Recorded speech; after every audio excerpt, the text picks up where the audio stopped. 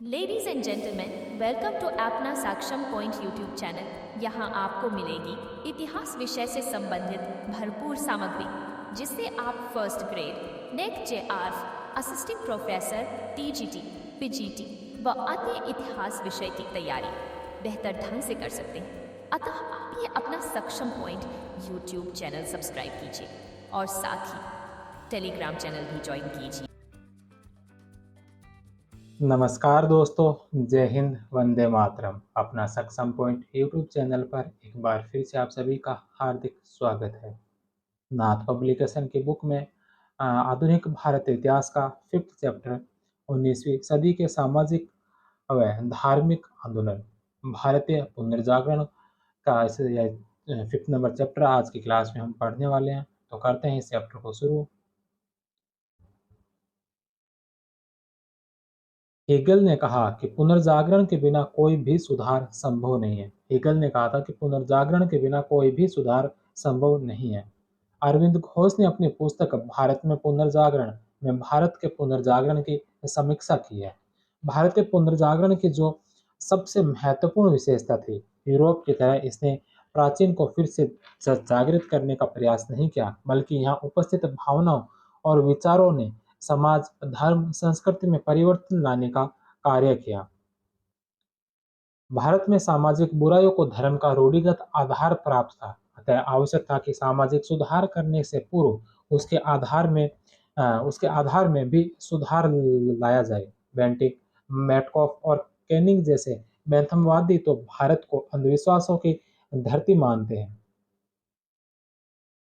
भारत में सामाजिक और धार्मिक आंदोलन के कारण पश्चिमी की पश्चिम की आधुनिक संस्कृति का भारत पर प्रभाव एवं उसकी भारतीय जनता द्वारा प्रतिक्रिया।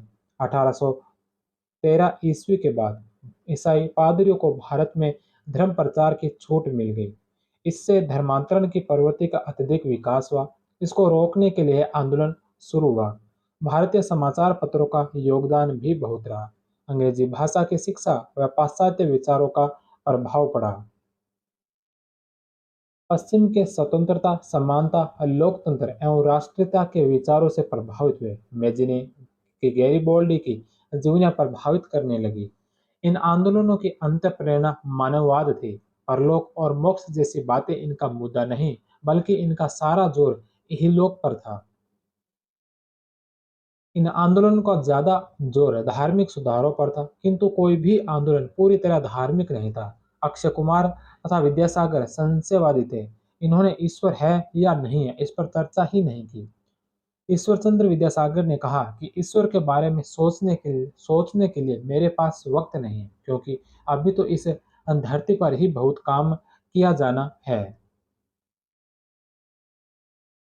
सुधारवादी आंदोलन पश्चिम के बुद्धिवाद, तर्कवाद से प्रभावित हुआ। सुधारवादी आंदोलन के दो महत्वपूर्ण बौद्धिक मापदंड हैं, तर्क बुद्धिवाद और धार्मिक सार्वभौमवाद। यूरोपीय विद्वानों विलियम जोन्स व मैक्स मुलर ने प्राचीन गौरव का ज्ञान करवाया था। इन धार्मिक पुनर्जागरण में तीन महान सुधारकों का नाम आता है, राजा राम मोहन राय, दयानंद सरस्वती और विवेकानंद। इसके बारे में भी अन्य और समाज सुधारकों, धार्मिक सुधारकों के बारे में पढ़ेंगे।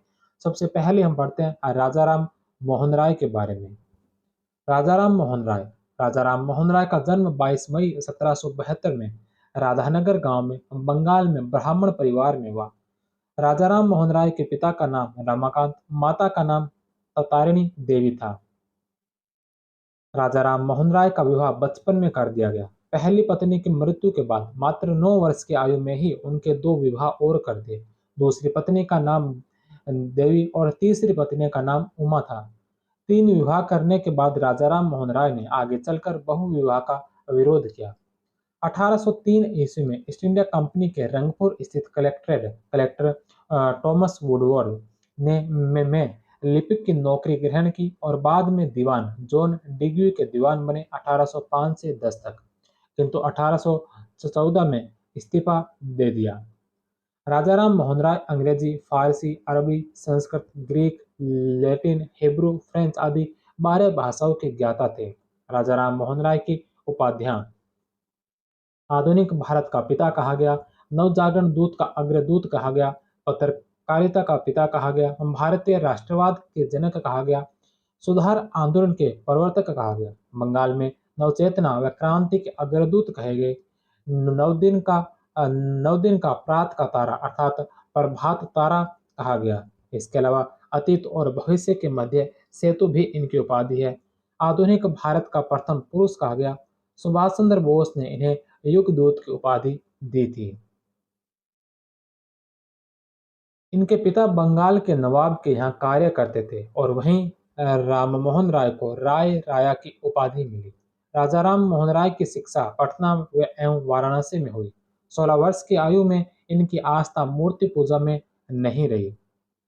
1804 में तोहफात उल मुवाहिदीन अर्थात गिफ्ट टू मोनोथिस्ट 21 वाद्यों का उपहार में मूर्ति पूजा का खंडन किया। यह फारसी भाषा में, तोहफात उल मुवाहिदीन फारसी भाषा में, इसकी प्रस्तावना जो अरबी भाषा में।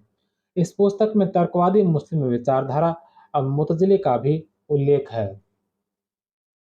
ईसाई धर्म के ट्रिनिटेरियंस का भी विरोध किया। इसके अनुसार भगवान तीन व्यक्तियों में ही मिलता है, गॉड, सन, जीसस और होली स्पिरिट। राजा राम मोहन राय इस्लाम के एकेश्वरवाद, सूफीवाद के रहस्यवाद, ईसाई धर्म के नीतिशास्त्र और पश्चिम के उदारवादी बुद्धिवाद से प्रभावित थे। आत्मीय सभा आत्मीय सभा राजा राम मोहन राय ने 1815 में आत्मीय सभा फ्रेंड्स सोसाइटी की स्थापना की। इसी संस्था ने कालांतर में ब्रह्म समाज की स्थापना हुई। इसमें द्वारकानाथ ठाकुर भी शामिल थे। सामाजिक एवं धार्मिक सुधार के लिए इस सभा की स्थापना की। हिंदू धर्म के एक ऐश्वर्यवादी रूप के प्रचार के लिए इस सभा की स्थापना की गई। राजा राम मोहन राय ने मूर्ति पूजा पर शास्त्रार्थ में मद्रास के विद्वान सुब्रह्मण्यम शास्त्री को पराजित किया। इन्होंने वेद और 5 मुख्य उपनिषदों का बंगाली भाषा में अनुवाद किया। 1819 में राजा राम मोहन राय ने मूर्ति पूजा पर हुए शास्त्रार्थ में मद्रास के विद्वान सुब्रह्मण्यम शास्त्री को पराजित किया था। Precepts of Jesus the guide to peace and happiness 1820।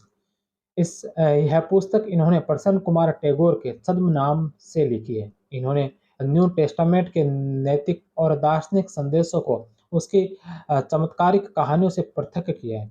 New testament के नैतिक व दार्शनिक संदेशों की प्रशंसा की व इसमें लिखी गई चमत्कारिक कहानियों की आलोचना की है। इसका प्रकाशन 1823 में लंदन में जॉन डिग्वी के प्रयासों से हुआ। 1820 से 23 तक 3 appeals to the Christian public की रचना की है। 1823 में कलकत्ता यूनिटेरियन सोसाइटी एकेश्वरवाद की स्थापना की। द्वारकानाथ टैगोर व विलियम एडम्स के सहयोग से यूनिटेरियन चर्च से प्रार्थना करके लौटते वक्त ताराचंद्र चक्रवर्ती और चंद्रशेखर देव ने एक पृथक पूजा स्थल जो न हिंदू और न ही ईसाई हो की स्थापना पर चर्चा की। राजा राम मोहन राय ने अपनी मान्यताओं के अनुरूप हिंदू धर्म में सुधार लाने के उद्देश्य से 20 अगस्त 1828 को कलकत्ता में ब्रह्म समाज की स्थापना की। ब्रह्म समाज की स्थापना कलकत्ता में 20 अगस्त 1828 को हुई। प्रारंभ में इसको ब्रह्म सभा कहा गया, बाद में यह ब्रह्म समाज कहलाया। यह आत्म सभा का ही विकसित रूप था। 1829 में इसको ब्रह्म समाज कहा जाने लगा। ब्रह्म समाज के प्रथम मंत्री या सचिव ताराचंद्र चक्रवर्ती थे। ब्रह्म समाज का स्वरूप भारतीय था। इसे अद्वैतवादी हिंदुओं की संस्था कहा जाता है। इस समाज के सिद्धांत और दृष्टिकोणों का मुख्य आधार था मानव विवेक, वेद और उपनिषद। राधाकांत देव ने ब्रह्म समाज का विरोध के लिए धर्म सभा का गठन किया था। ब्रह्म समाज के सिद्धांत ब्रह्म समाज के सिद्धांत एकेश्वरवाद का समर्थन करना, जीवात्मा अमर है, वह अपने कार्यों के लिए भगवान के सामने उत्तरदायी है, मनुष्य को अहिंसा को अपनाना चाहिए, सभी मानव सम्मान है। इसका उद्देश्य हिंदू धर्म को रूढ़ियों, अंधविश्वासों से मुक्त करके नवीन रूप में प्रदान करना। मूर्ति पूजा, अवतारवाद, बहुदेववाद, पुरोहितवाद का खंडन किया, एकेश्वरवाद पर बल दिया। राजा राम मोहन राय ने कहा कि किसी भी बनाई गई वस्तु को ईश्वर समझकर नहीं पूजना चाहिए। और न किसी पुस्तक या पुरुष को निर्वाण अथवा मोक्ष का एकमात्र साधन मानना चाहिए। राजा राम मोहन राय पाश्चात्य शिक्षा तथा अंग्रेजी भाषा के प्रबल समर्थक होने के साथ ही प्राचीन भारतीय साहित्य के प्रति भी निष्ठावान थे। वैज्ञानिक शिक्षा के महत्व के पक्ष पर समर्थन करते हुए उन्होंने कहा कि यदि सरकार की यही नीति है कि देश को अंधकार में रखा जाए तो संस्कृत विद्या पद्धति से उत्तम लाभ होगा।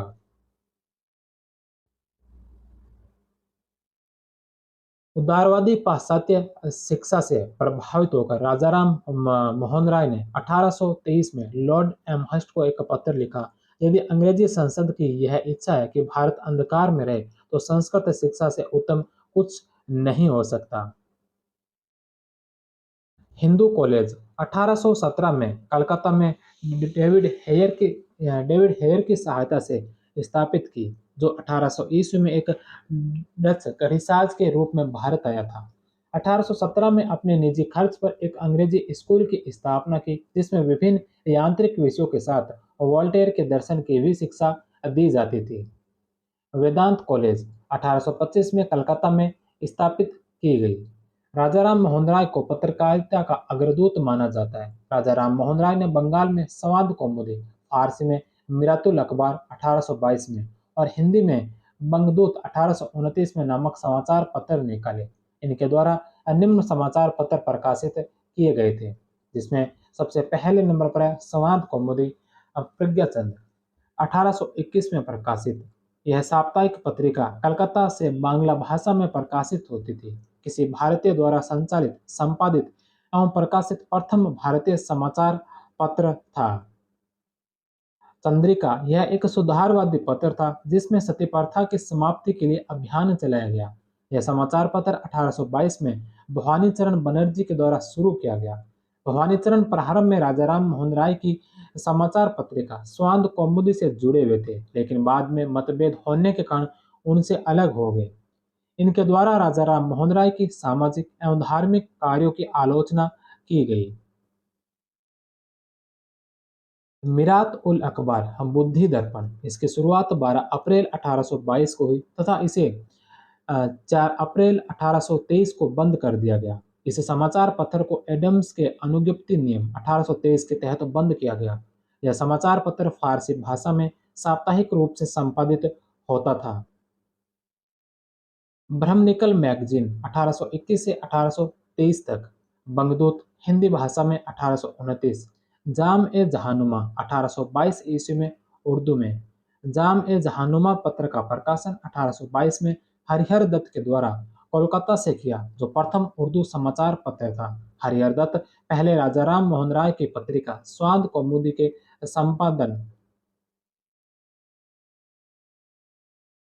संपादन से जुड़े हुए थे। वहीं भारतीय स्वतंत्रता आंदोलन का इतिहास लिखने वाले ताराचंद के अनुसार जाम ए जहानुमा तथा मिरातुल अखबार का प्रकाशन राजाराम मोहन राय ने किया था।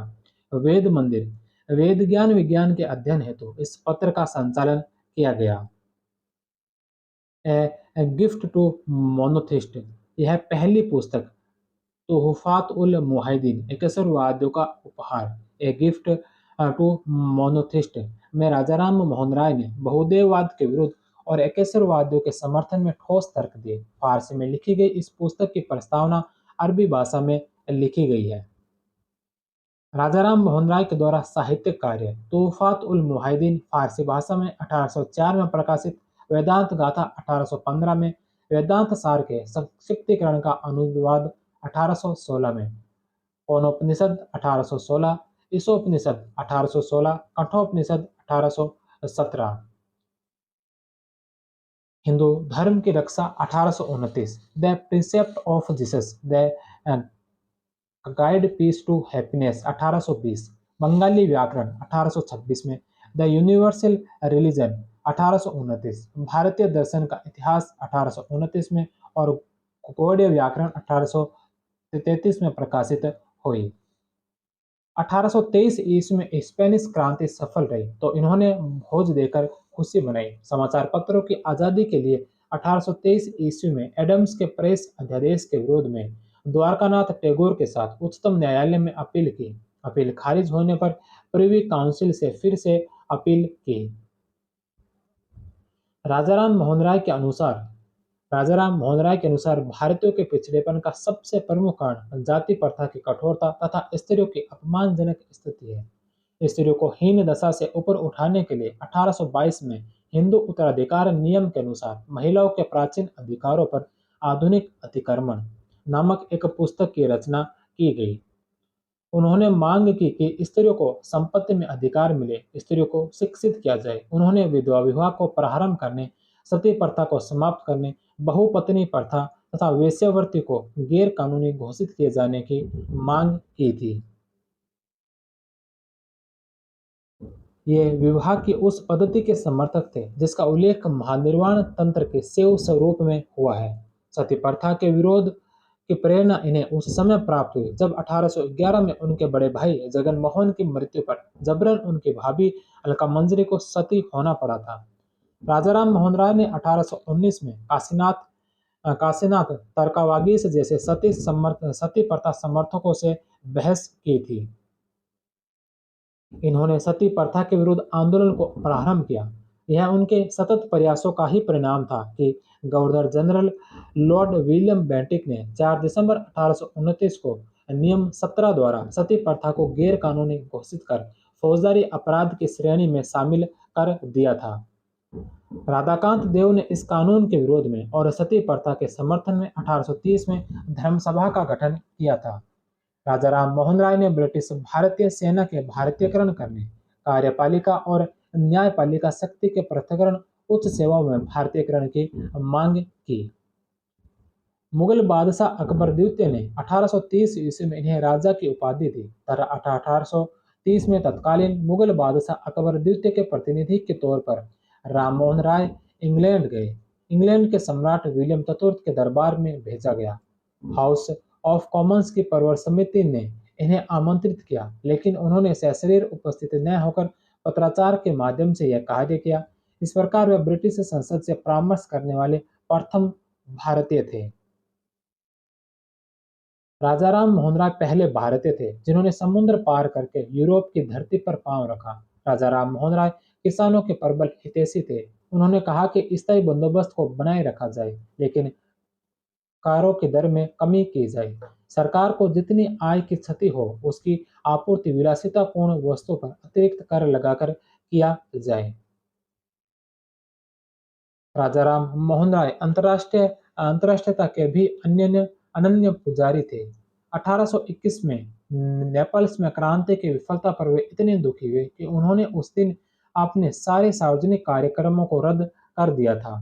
वहीं 1823 में स्पेनिश अमेरिकी क्रांति की सफलता पर इतने प्रसन्न हुए कि एक सार्वजनिक भोज तक दे डाला।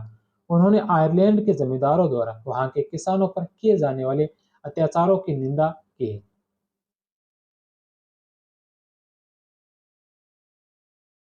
इन्होंने कचहरियों की सरकारी भाषा फारसी के स्थान पर अंग्रेजी करने की मांग की।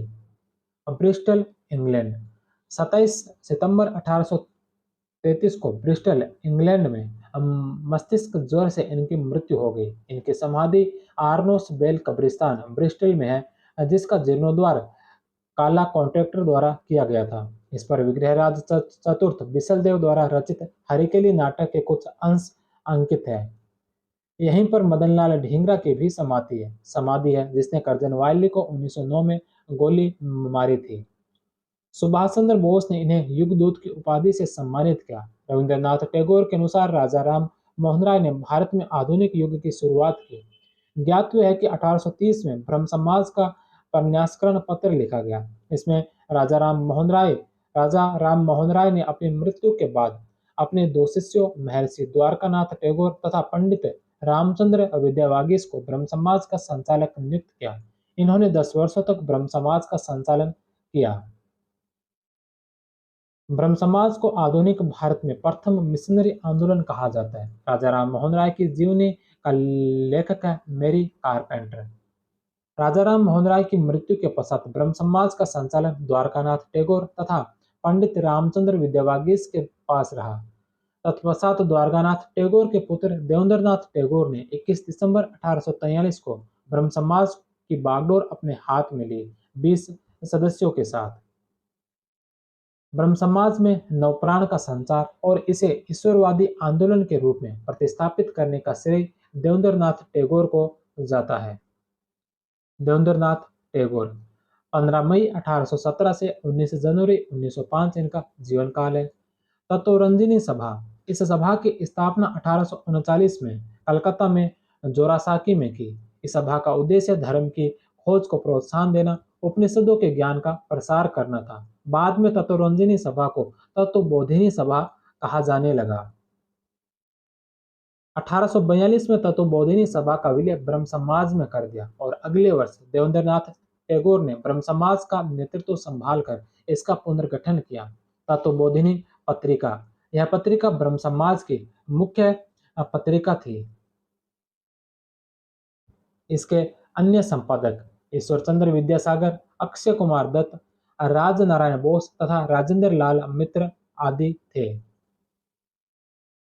तत्वबोधिनी स्कूल 1840 में स्थापित की गई। इसके सदस्य थे राजेंद्र लाल मित्र, ईश्वरचंद्र विद्यासागर, प्यारे चंद्र मित्र, ताराचंद्र चक्रवर्ती, अक्षय कुमार दत्त आदि। देवेंद्रनाथ टैगोर ने ब्रह्म समाज नामक पुस्तक का संकलन किया, बांग्ला व संस्कृत में।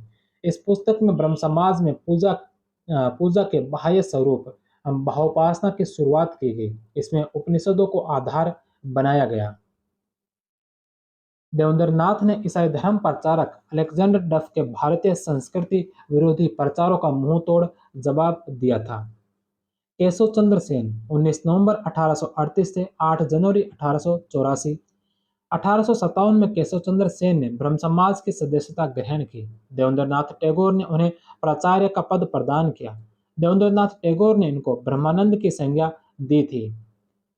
केशव चंद्र सेन की वाकपटुता और उदारवादी विचारों के चलते ब्रह्म समाज शीघ्र ही एक लोकप्रिय आंदोलन बन गया।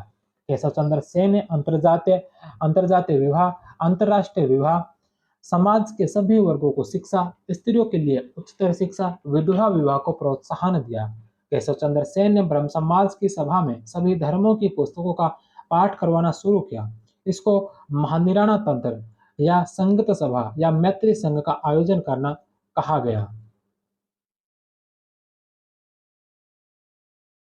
केशव चंद्र सेन के प्रयासों का परिणाम था कि ब्रह्म समाज की शाखाएं बंगाल के बाहर उत्तर प्रदेश, पंजाब, महाराष्ट्र और मद्रास में भी खुल गई। 1865 ईस्वी में बंगाल में ही 65 शाखाएं थी। केशव चंद्र सेन जॉन दी बैप्टिस्ट, ईसा मसीह और सेंट पॉल के जीवन से अत्यधिक प्रभावित थे। 1865 में इनका देवेंद्रनाथ से टकराव हुआ और न्यासी के होने के कारण उन्होंने केशव चंद्र सेन को आचार्य की पदवी से हटा दिया। इस प्रकार ब्रह्म समाज में 1865 में फूट पड़ी। 1866 में ब्रह्म समाज का दो भागों में विभाजन हो गया। फूट के बाद देवेंद्रनाथ टैगोर का संगठन आदि ब्रह्म समाज कहलाया, जबकि केशव चंद्र सेन ने पहले तो नाम आदि ब्रह्म समाज ही रखा, जो बाद में ब्रह्म समाज ऑफ इंडिया 1866 कहलाया। केशव चंद्र सेन नए गुट का तीव्र गति से विस्तार हुआ, क्योंकि वे इसे एक सार्वभौमिक धार्मिक संस्था बनाना चाहते थे। उनका मानना था कि सभी धर्मों के सच खोजने की स्थिति में हम नहीं हैं, लेकिन दुनिया में सभी स्थापित धर्म सच है। केशव चंद्र सेन ने प्रार्थना में भक्ति तत्वों का समावेश किया। परिणाम स्वरूप संकीर्तन उनके ब्रह्म समाज का एक महत्वपूर्ण अंग बन गया। आचार्य केशव चंद्र सेन ने 1861 ईस्वी में इंडियन मिरर नामक अंग्रेजी के प्रथम भारतीय दैनिक समाचार पत्र का संपादन किया। केशव चंद्र सेन के प्रयासों से मद्रास में वेद समाज तथा महाराष्ट्र में प्रार्थना समाज की स्थापना हुई। इसी प्रकार केशव चंद्र सेन ने महिलाओं के संबंध में वामा बोधिनी पत्रिका का प्रकाशन किया। केशव चंद्र सेन के द्वारा tabernacle of new dispensation, Bharatvarshiya ब्रह्म मंदिर 1869 तथा इंडियन रिफॉर्म एसोसिएशन 1870 की स्थापना की गई। इंडियन रिफॉर्म एसोसिएशन ने सुलभ समाचार नामक पत्र निकाला। इस संस्था का उद्देश्य पश्चिमी शिक्षा, स्त्री उद्धार कार्यक्रमों तथा स्त्री शिक्षा के लिए प्रयास करना था। 1870 ईस्वी में केशव चंद्र सेन इंग्लैंड में महारानी विक्टोरिया से मिले तथा वहां मद्य निषेध आंदोलन में भाग लिया। केशव चंद्र सेन ने 1870 में नवविधान नामक संस्था की स्थापना की। 1872 में केशव चंद्र के प्रयासों से ब्रह्म विवाह अधिनियम सिविल मैरिज एक्ट सरकार ने पारित किया। इसे अंतरजातीय तथा विधवा पुनर्विवाह अधिनियम भी कहा जाता है। इसके तहत विवाह की न्यूनतम आयु गर्ल्स के लिए 14 वर्ष और बॉयज के लिए 18 वर्ष की गई। इस अधिनियम द्वारा बाल विवाह तथा बहुपत्नी विवाह को अवैध घोषित किया गया। 1878 में केशव चंद्र सेन ने अपनी 13 वर्षीय पुत्री का विवाह कूच बिहार के महाराजा से पूर्ण वैदिक कर्मकांड सहित किया और कहा कि ईश्वर का आदेश है कि यह विवाह हो जाना चाहिए, जबकि उनका ब्रह्म समाज लड़कियों के विवाह की न्यूनतम आयु 14 वर्ष का प्रचार करता था। इस कारण ब्रह्म समाज का द्वितीय विभाजन हुआ। युवा सदस्यों शिवनाथ शास्त्री, आनंद मोहन बोस ने 1878 में साधारण ब्रह्म समाज की स्थापना की। साधारण ब्रह्म समाज के प्रथम अध्यक्ष थे आनंद मोहन बोस। अन्य सदस्य शिवनाथ शास्त्री, विपिन चंद्र पाल, द्वारकानाथ गांगुली और सुरेंद्रनाथ बनर्जी।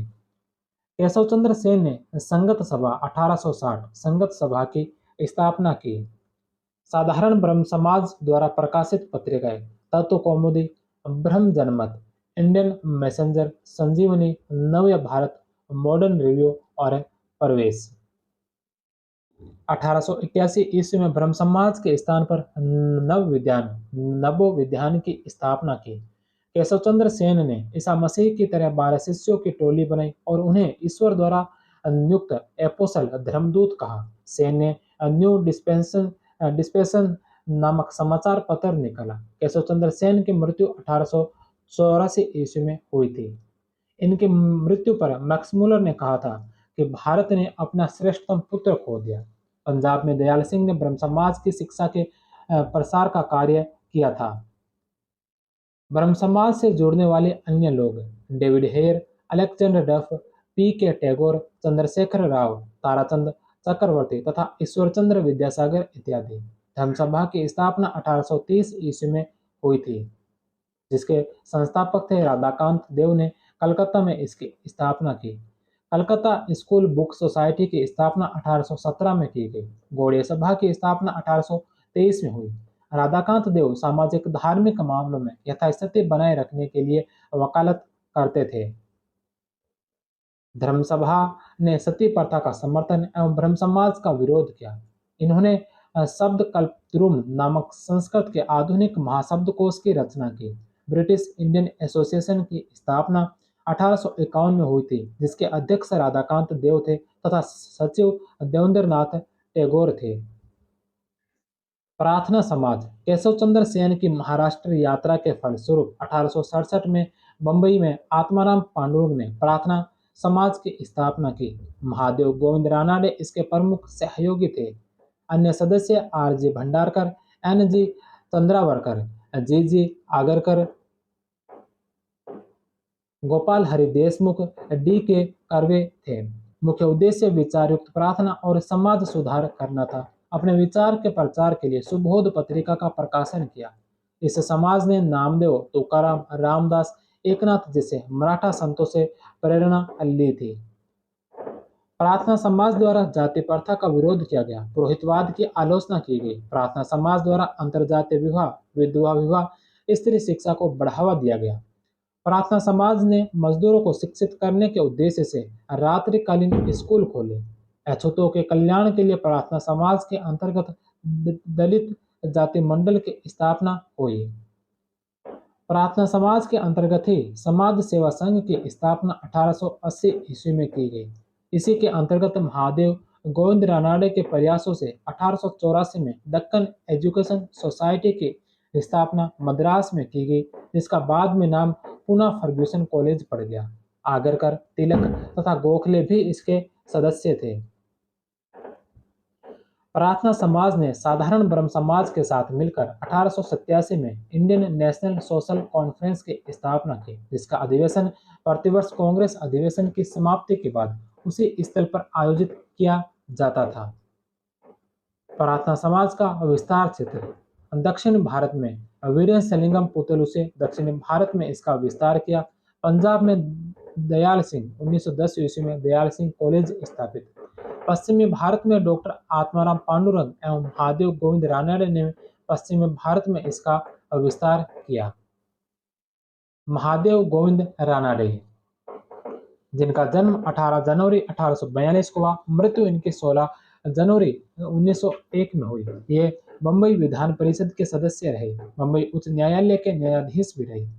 1897 में सरकार ने रानाडे को वित्त समिति का सदस्य बनाया। इनकी सेवा से प्रसन्न होकर ब्रिटिश सरकार ने इनको companion of the order of the Indian empire, companion of the order of the Indian empire से सम्मानित किया। ये गोपाल कृष्ण गोखले के राजनीतिक गुरु थे।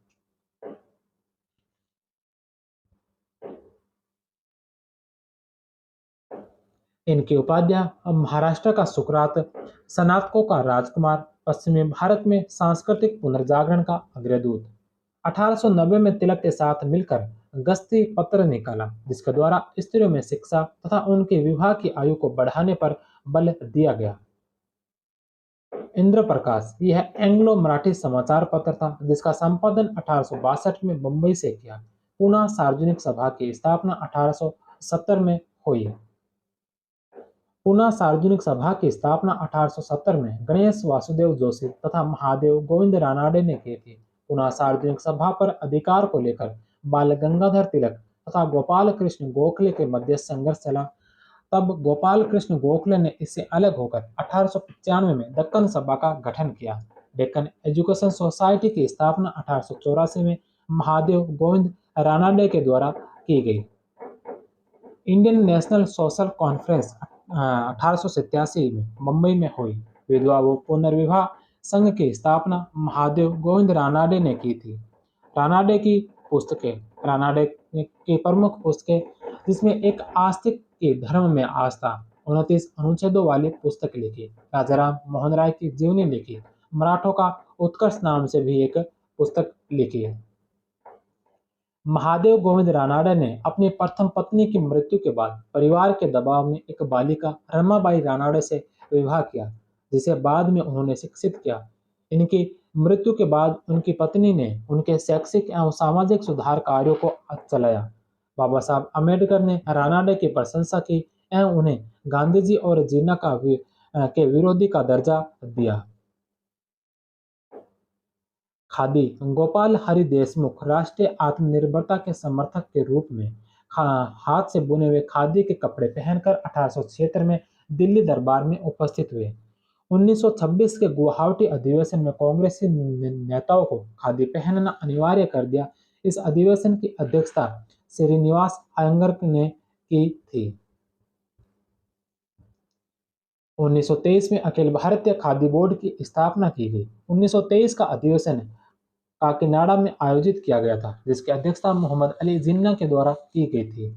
मदुरई में 1921 में एक कांग्रेसी कार्यकर्ता ने खादी के महंगी होने का प्रश्न उठाया, तो उसके पश्चात गांधी जी हमेशा लंगोट में रहे।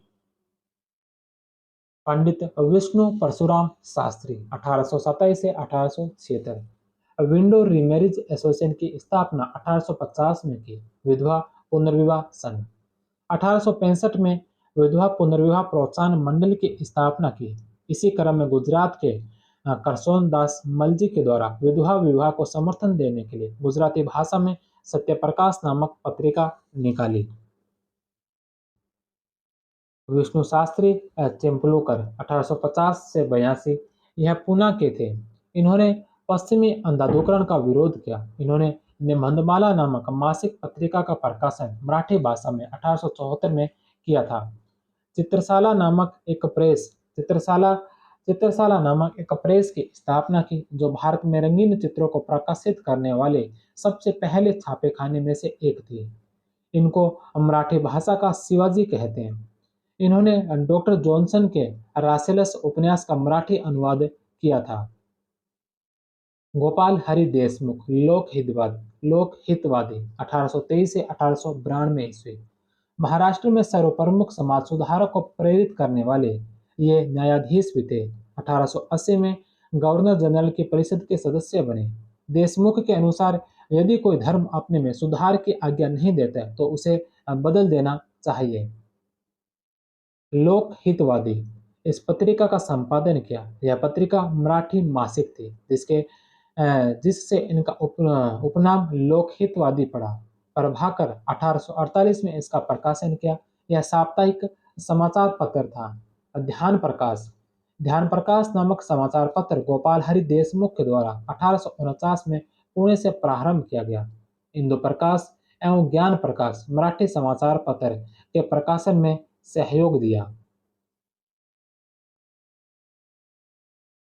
हाइटकेछु या हितेच्छु यह समाचार पत्र गुजराती व अंग्रेजी में निकला। गीता तत्व तथा सुभाषित नामक पुस्तकों का 1878 में संपादन किया। जाति भेद जाति व्यवस्था पर प्रहार के निमित्त इस पुस्तक की रचना की गई। हिंदुस्तान का इतिहास नामक पुस्तक लिखी। देशमुख ने तार्किक सिद्धांतों तथा मानवतावादी धर्मनिरपेक्ष मूल्यों के आधार पर भारतीय समाज को पुनर्गठित करने की मांग की। गोपाल हरि देशमुख ने अपनी पुस्तक सतपथ श्रृंखला द्वारा सामाजिक सुधारों और देसी उद्योगों का समर्थन किया। गोपाल हरि राष्ट्रीय आत्मनिर्भरता के समर्थक के रूप में हाथ से बुने हुए खादी के वस्त्र पहनकर 1876 में दिल्ली दरबार में उपस्थित हुए। गोपाल हरि ने जाति एवं नस्ल संबंधी भेदभाव समाप्त करने हेतु विवाह का सेव स्वरूप अंगीकार करने का सुझाव दिया। इन्होंने 3 लघु निबंध लिखे। इस निबंध को जनहित के शताब्दी पत्रों के नाम से जाना जाता है। इन 100 पत्रों शतपत्र के माध्यम से उन्होंने समाज में सामाजिक सुधार के विचारों को प्रस्तुत किया। ये 100 पत्र साप्ताहिक प्रभाकर में प्रकाशित हुए। इन्होंने अहमदाबाद में प्रार्थना समाज की एक शाखा स्थापित की। ब्रिटिश सरकार ने राव बहादुर व न्याय के शांति की उपाधि दी। परमहंस मंडली की स्थापना 1849 में बंबई में की गई। इसके संस्थापक दादोबा पांडुरंग, तार खड़कर, आत्माराम पांडुरंग और बाल जांबेकर शास्त्री। अन्य सदस्य गोपाल हरि देशमुख और बालकृष्ण जयकर थे। दादोबा पांडुरंग ने धर्म विवेचना नामक पुस्तक लिखी। ध्यान प्रकाश परमहंस मंडली की पत्रिका थी। बाल विवाह को रोकने के उद्देश्य से प्रतिज्ञा आंदोलन चलाया। परमहंस मंडली धर्म तथा समाज में सुधार लाकर सामाजिक असमानता तथा भेदभाव को मिटाना था। इस मंडली ने स्त्री शिक्षा तथा उनके अधिकारों के प्रति समाज में जागृति लाने का प्रयास किया। जाति प्रथा के बंधनों को तोड़ना भी मुख्य उद्देश्य था। डी के कर्वे 1858 से 1962।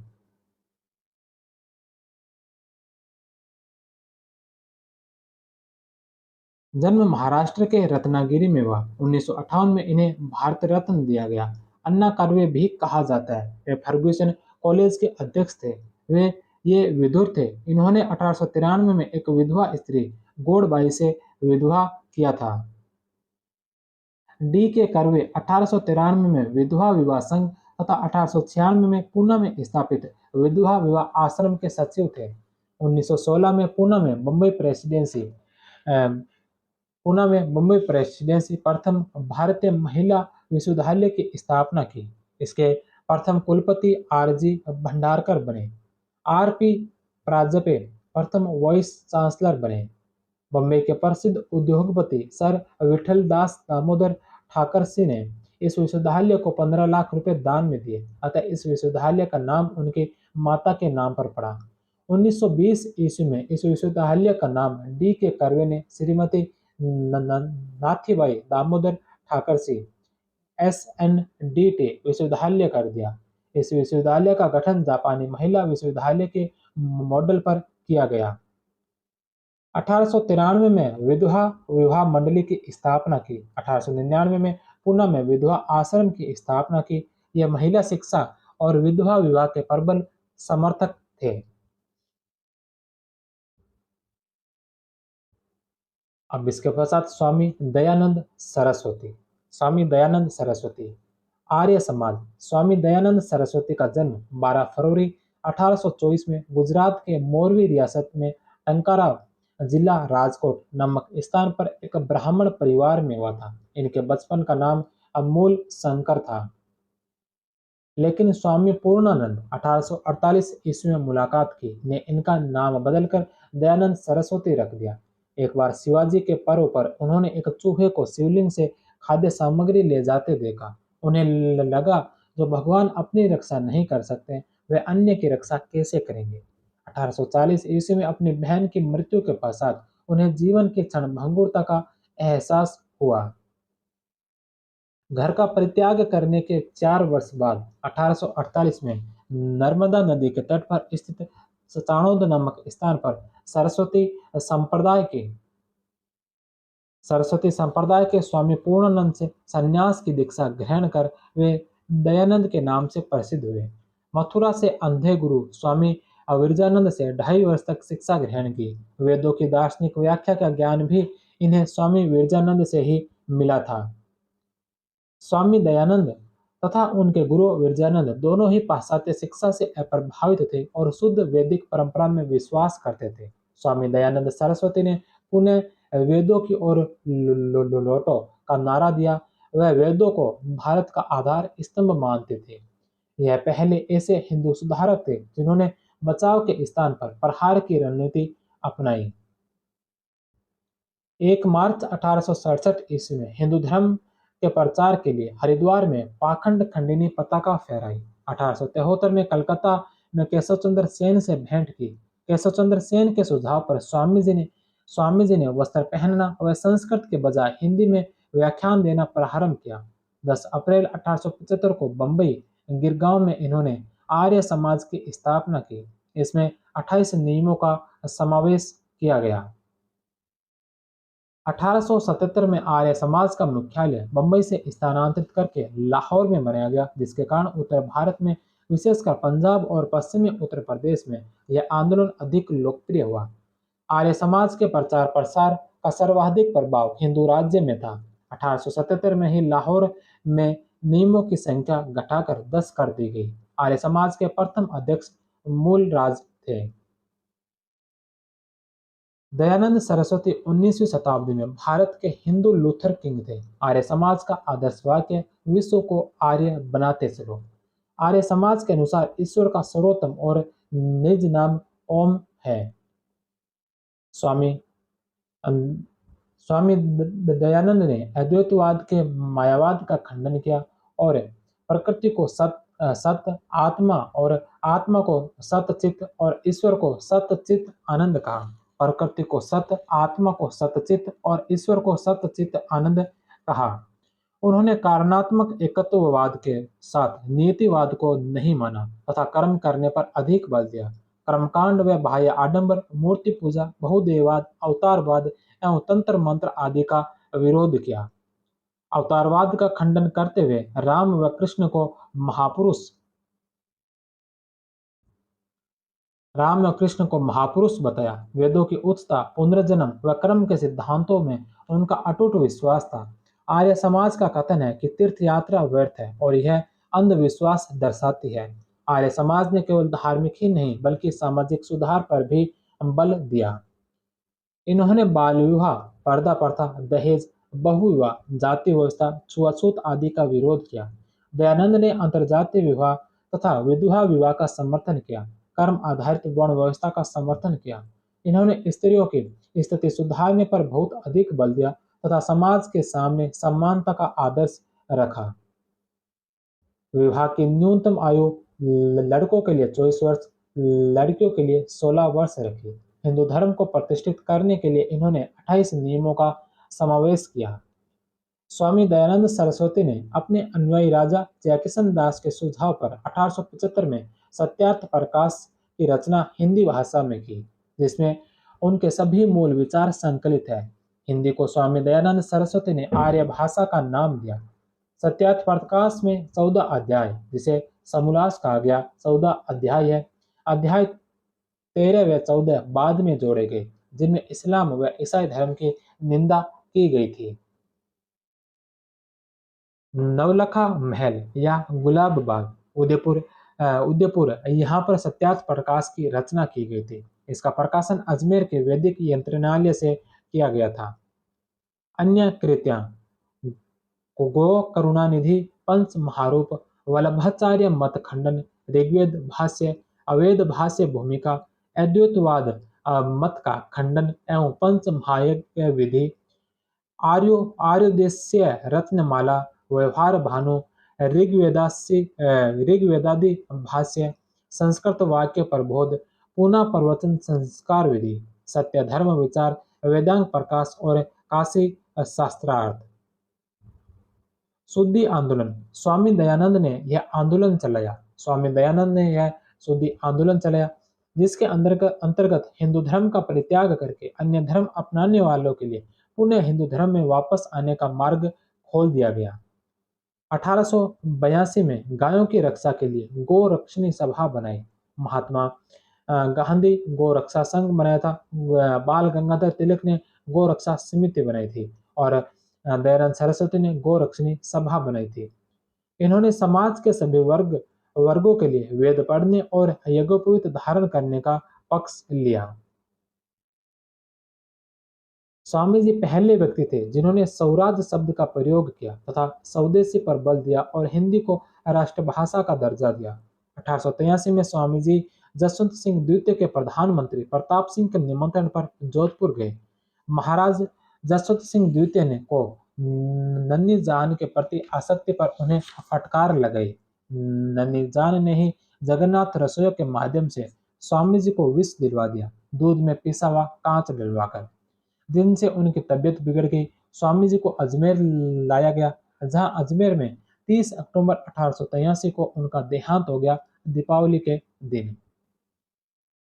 स्वामी के रसोइये कल्या उर्फ जगन्नाथ को नन्ही भक्तन ने अपनी तरफ मिला लिया था। स्वामी राजस्थान में सबसे पहले करौली 1865 में आए, दूसरी बार उदयपुर आए 1881 में। राजपूताना में शाहपुरा के राव नाहर सिंह, उदयपुर के महाराणा सज्जन सिंह, जोधपुर के महाराजा जसवंत सिंह आदि शासक स्वामी दयानंद सरस्वती के अनुयायी थे। स्वामी दयानंद सरस्वती पहले व्यक्ति थे जिन्होंने शूद्र तथा स्त्री को वेद पढ़ने, ऊंची शिक्षा प्राप्त करने, यज्ञोपवीत धारण करने के लिए आंदोलन चलाया। स्वदेशी आंदोलन की विचारधारा प्रस्तुत की। एनी बेसेंट ने कहा कि स्वामी दयानंद सरस्वती पहले व्यक्ति थे जिन्होंने कहा कि भारतवासियों के लिए 1890 ईस्वी में स्त्री शिक्षा के लिए जालंधर पंजाब में आर्य कन्या पाठशाला की स्थापना की। स्वराज शब्द का सर्वप्रथम प्रयोग किया। हिंदुओं में आत्मसम्मान की भावना पैदा की। नमस्ते शब्द का प्रयोग सर्वप्रथम आर्य समाज ने किया। आर्य समाज के को सैनिक हिंदुत्व की उपाधि प्रदान की गई है। आर्य समाज पहला धार्मिक आंदोलन था जो पूर्णतः प्राचीन भारतीय सभ्यता एवं संस्कृति पर आधारित था। इसने पाश्चात्य सभ्यता व संस्कृति से कुछ भी ग्रहण नहीं किया। इन्होंने वेदों को ईश्वरीकृत होने के कारण अनुल्लंघनीय बताया। स्वामी जी ने कहा कि आर्य जन श्रेष्ठ है, वेद ईश्वरीय ज्ञान है तथा भारत विशिष्ट भूमि है। सत्यार्थ प्रकाश में लिखा है कि स्वराज चाहे उसमें कितनी भी बुराइयां हो, स्वराज चाहे उसमें कितनी भी बुराइयां क्यों न हो, विदेशी राज्य चाहे उसमें कितनी भी अच्छाइयां क्यों न हो, से अच्छा ही है। स्वराज जिसमें चाहे कितनी भी बुराई हो, जो विदेशी राज्य चाहे उसमें कितनी भी अच्छाई हो, उससे अच्छा ही होता है। दयानंद सरस्वती ने 4 सौ की अवधारणा दी। सौ राज्य, सौ धर्म, सौ देशी और सौ भाषा। वैलेंटाइन सिरोल ने अपने पुस्तक इंडियन अनरेस्ट में आर्य समाज को भारतीय अशांति का जन्मदाता बताया है। सिरोल के आरोपों का उत्तर लाला लाजपत राय ने अपनी पुस्तक history of the Arya Samaj में दिया। 1873 में गवर्नर जनरल लॉर्ड नॉर्थबुक से मुलाकात की। लॉर्ड नॉर्थबुक ने स्वामी के पीछे गुप्तचर लगा दिए। हरिद्वार में 5 लोगों से मिले। 1825 में नाना साहिब अजीमुल्ला खां, बाला साहब, तात्या टोपे और कुंवर सिंह।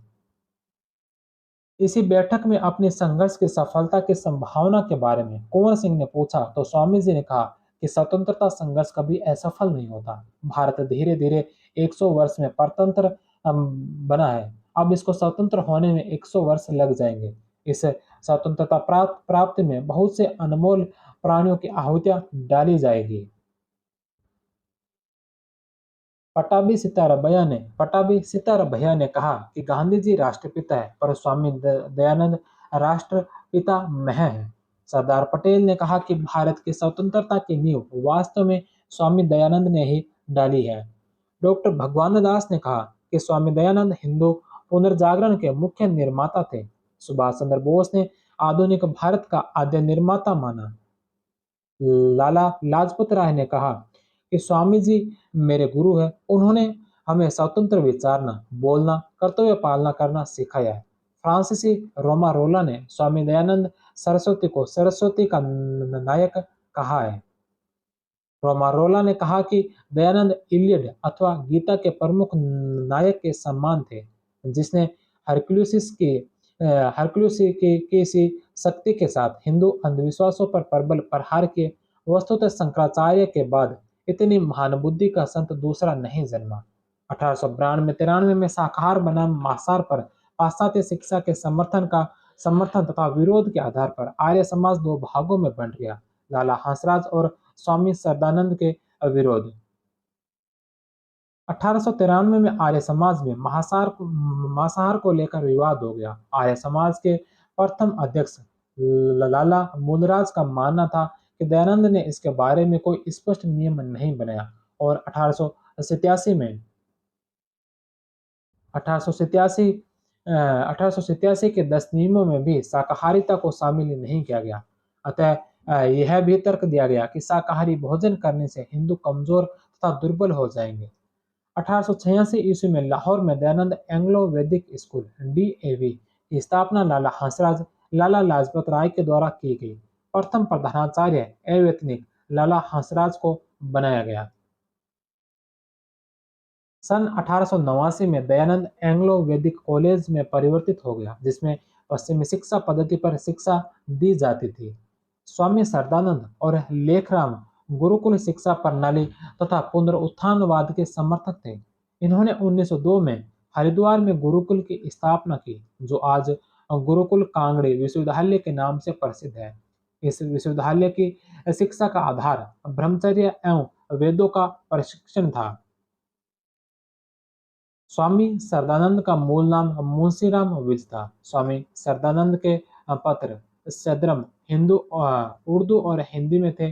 अर्जुन हिंदी का पत्र था और तेज जो उर्दू भाषा का पत्र था। अब्दुल रशीद ने स्वामी श्रद्धानंद की गोली मारकर हत्या कर दी थी। स्वामी श्रद्धानंद ने गैर हिंदुओं को पुनः अपने मूल धर्म में लाने के लिए शुद्धि नामक आंदोलन चलाया। लेखराम की हत्या 1897 में अहमदिया संप्रदाय के लोगों ने इसलिए कर दी क्योंकि इन्होंने अहमदिया संप्रदाय की कटु आलोचना की थी। उत्तर भारत में आर्य समाज की प्रगति ने ब्रह्म समाज को आगे बढ़ने नहीं दिया। इसका कारण था कि उत्तर भारत का शिक्षित तथा सुधारों के प्रति उन्मुख युवा वर्ग ब्रह्म समाज के अधीन युवाओं की तुलना में कम अनुपात में सरकारी नौकरी प्राप्त कर पाया। इसे द्वेष के चलते ब्रह्म समाज उत्तर भारत में लोकप्रिय नहीं हो सका।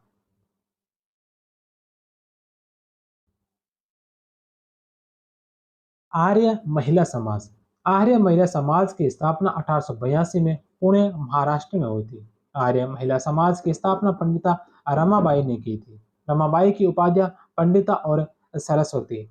महिलाओं के उत्थान के लिए रमाबाई ने संपूर्ण भारत के साथ इंग्लैंड की भी यात्रा की।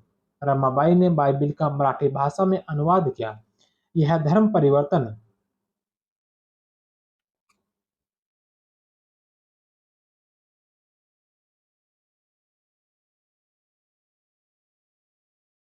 यह धर्म परिवर्तित करके ईसाई बन गई थी। 1889 में बंबई के कांग्रेस अधिवेशन में 10 महिलाओं ने सर्वप्रथम भाग लिया, जिसमें पंडिता रमाबाई भी शामिल थी।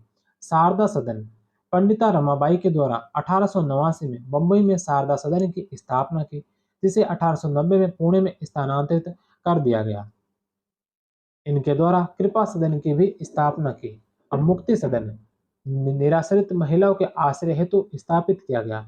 पूना सेवा सदन की स्थापना 1909 में रमाबाई रानाडे और जी के देवधर ने की थी। 1912 में गुलबर्गा में ईसाई हाई स्कूल की स्थापना की। अछूतोद्वार हेतु स्वयं ने विपिन बिहारी मेधावी नामक बंगाली अछूत से विवाह किया। ब्रिटिश सरकार ने 1919 में इनको केसर ए हिंद की उपाधि दी थी। रमाबाई की पुस्तक the high cast Hindu women. Ramabai Ranade 1863 से 1924 ईस्वी। विवाह महादेव गोविंद रानाडे से। इनके सहयोग से ही रमाबाई रानाडे ने शिक्षा प्राप्त की थी। रमाबाई रानाडे तथा जे के देवधर ने मुंबई में हिंदू लेडीज सोशल क्लब की स्थापना की थी। 1886 में पुणे में महिलाओं का पहला उच्च विद्यालय स्थापित किया गया था। इसके पश्चात एक और मुख्य धार्मिक सामाजिक सुधारक स्वामी विवेकानंद।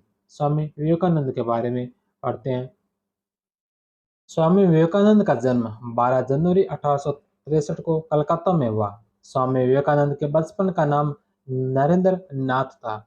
प्रारंभ में 1880 में इन पर ब्रह्म समाज का प्रभाव रहा।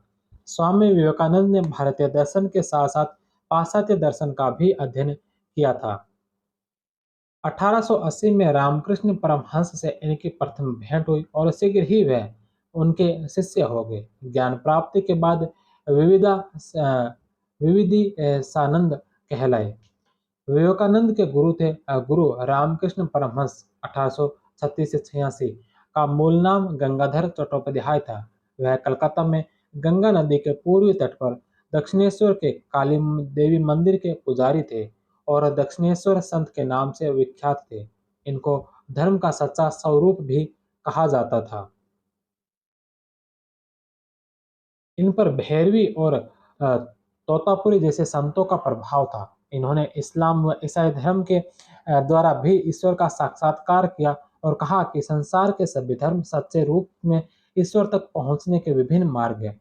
उन्होंने धर्म की एकता और मानव सेवा पर सर्वाधिक बल दिया। इन्होंने मूर्ति पूजा का विरोध नहीं किया, पारिवारिक जीवन को ज्ञान प्राप्ति में बाधक नहीं माना। इन्होंने तर्क के बजाय भक्ति पर जोर दिया। रामकृष्ण परमहंस के गुरु तोतापुरी थे। स्वामी विवेकानंद ने 1891 में संपूर्ण भारत की यात्रा की और यहाँ की गरीबी व भूखमरी का प्रत्यक्ष अनुभव किया।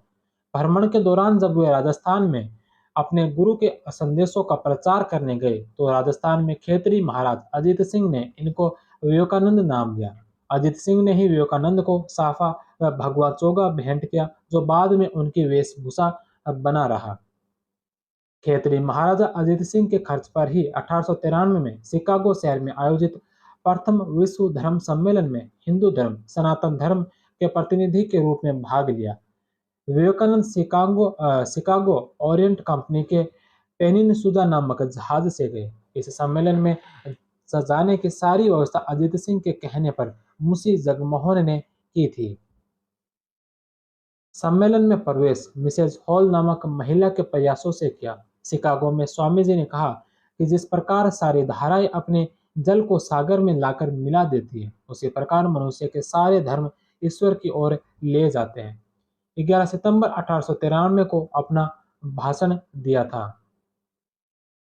भाषण के विषय में द न्यूयॉर्क हेराल्ड ने लिखा कि विवेकानंद का भाषण सुनने के पश्चात ऐसा लगता है कि भारत जैसे देश में जहाँ स्वामी जैसे ज्ञानी रहते हैं, सुधारने के लिए पश्चिम से प्रचारक भेजने की बात कितनी मूर्खतापूर्ण है।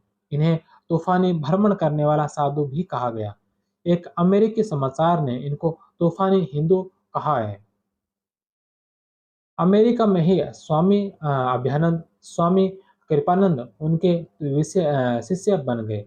इन्होंने यह भविष्यवाणी की कि आने वाले समय में समस्त विश्व पर सर्वहारा वर्ग और दलितों का शासन होगा। इसकी शुरुआत रूस अथवा चीन से होगी।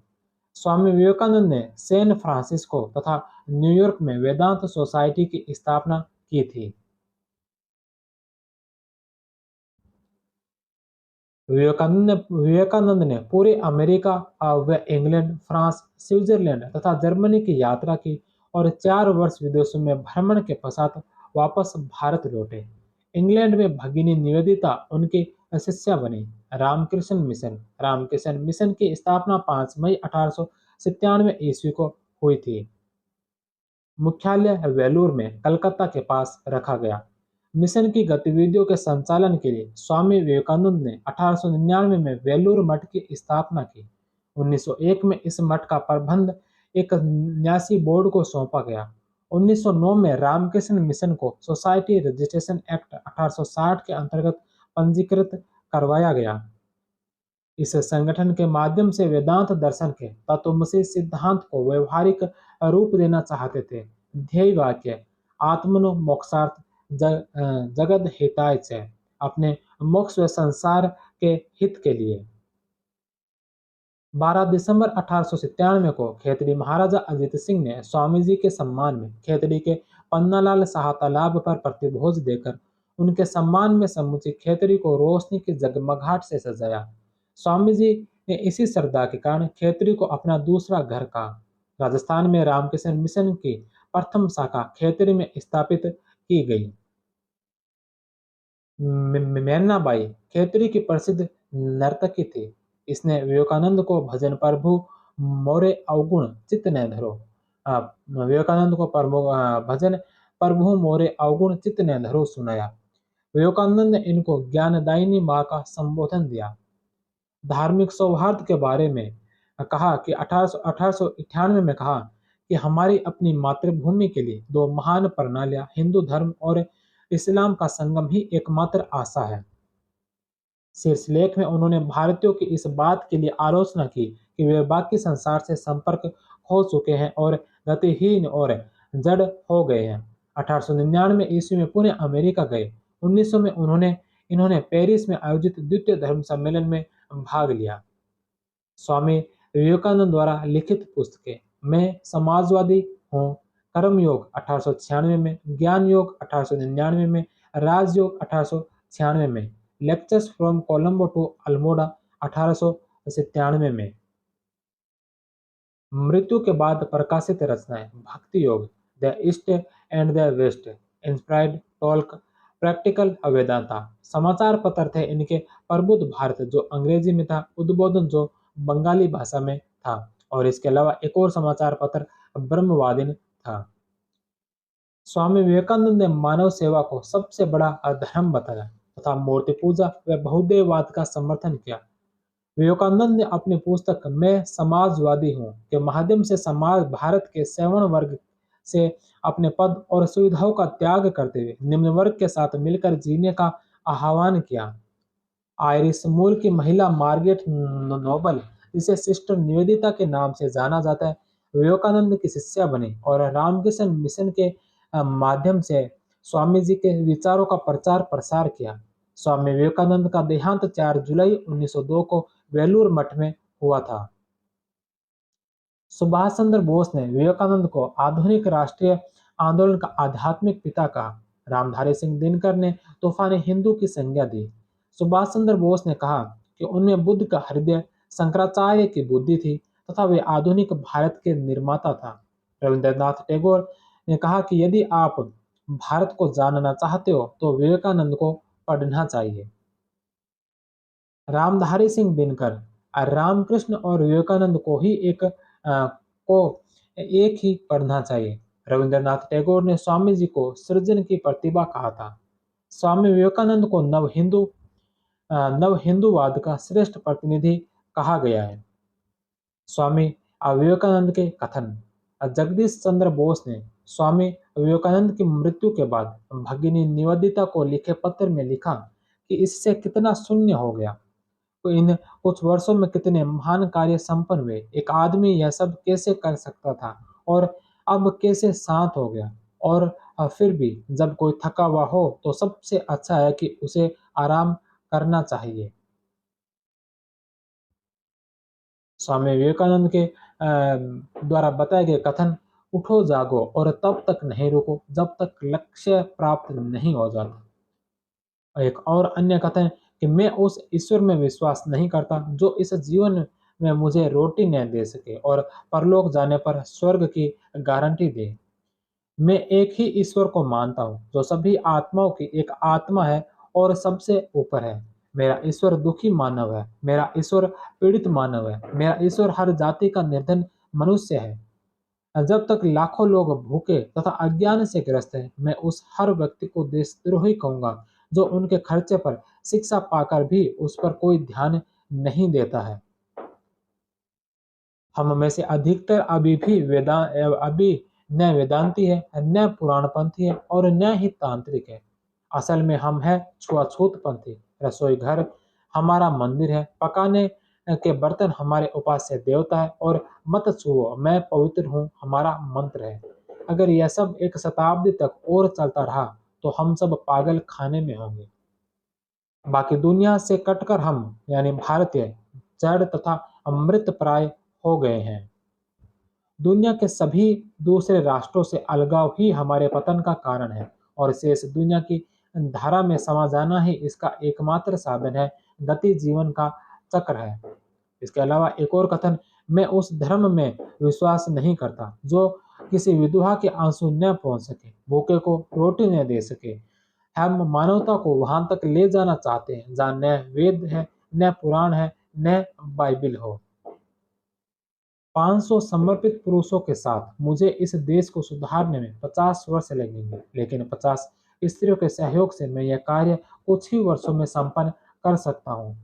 सफलता के 3 अनिवार्य तत्व हैं, शुद्धता, धैर्य और अथक प्रयत्न, लेकिन सबसे महत्वपूर्ण प्रेम है। और निम्न वर्गों के लिए कहा कहा था कि ये लोग प्रत्येक समाज में सर्वोच्च स्थान प्राप्त करेंगे। इन्हें मत भूलो, वे भी तुम्हारे ही रक्त मांस है, बंधु है। लोहे के समान मांसपेशियों और वज्र के समान स्नायु बनाने की हम बात की। भारत की एकमात्र आशा जनता से है। उच्च वर्ग शारीरिक और नैतिक रूप से अमृत है। तो ये थे प्रमुख स्वामी विवेकानंद। स्वामी विवेकानंद, स्वामी दयानंद सरस्वती, राजा राम मोहन राय, केशव चंद्र सेन, महादेव गोविंद रानडे और अन्य तमाम समाज सुधारकों के बारे में पढ़ा। अब थियोसॉफिकल सोसाइटी, अब ब्रह्म विद्या। थियोसॉफिकल सोसाइटी की स्थापना 1875 में न्यूयॉर्क, अमेरिका में हुई थी। थियोसॉफिकल सोसाइटी की स्थापना रूसी महिला मैडम हेलेना पेट्रोना ब्लावात्स्की और अमेरिकी सैन्य अधिकारी कर्नल हेनरी स्टील ऑलकॉट के द्वारा की गई थी। थियोसॉफिकल दो शब्दों ग्रीक भाषा से मिलकर बने थियोस और सोफिया, जिसका अर्थ है वह जो धर्मशास्त्री न होने के बावजूद आध्यात्मिक मामलों की जानकारी रखता है।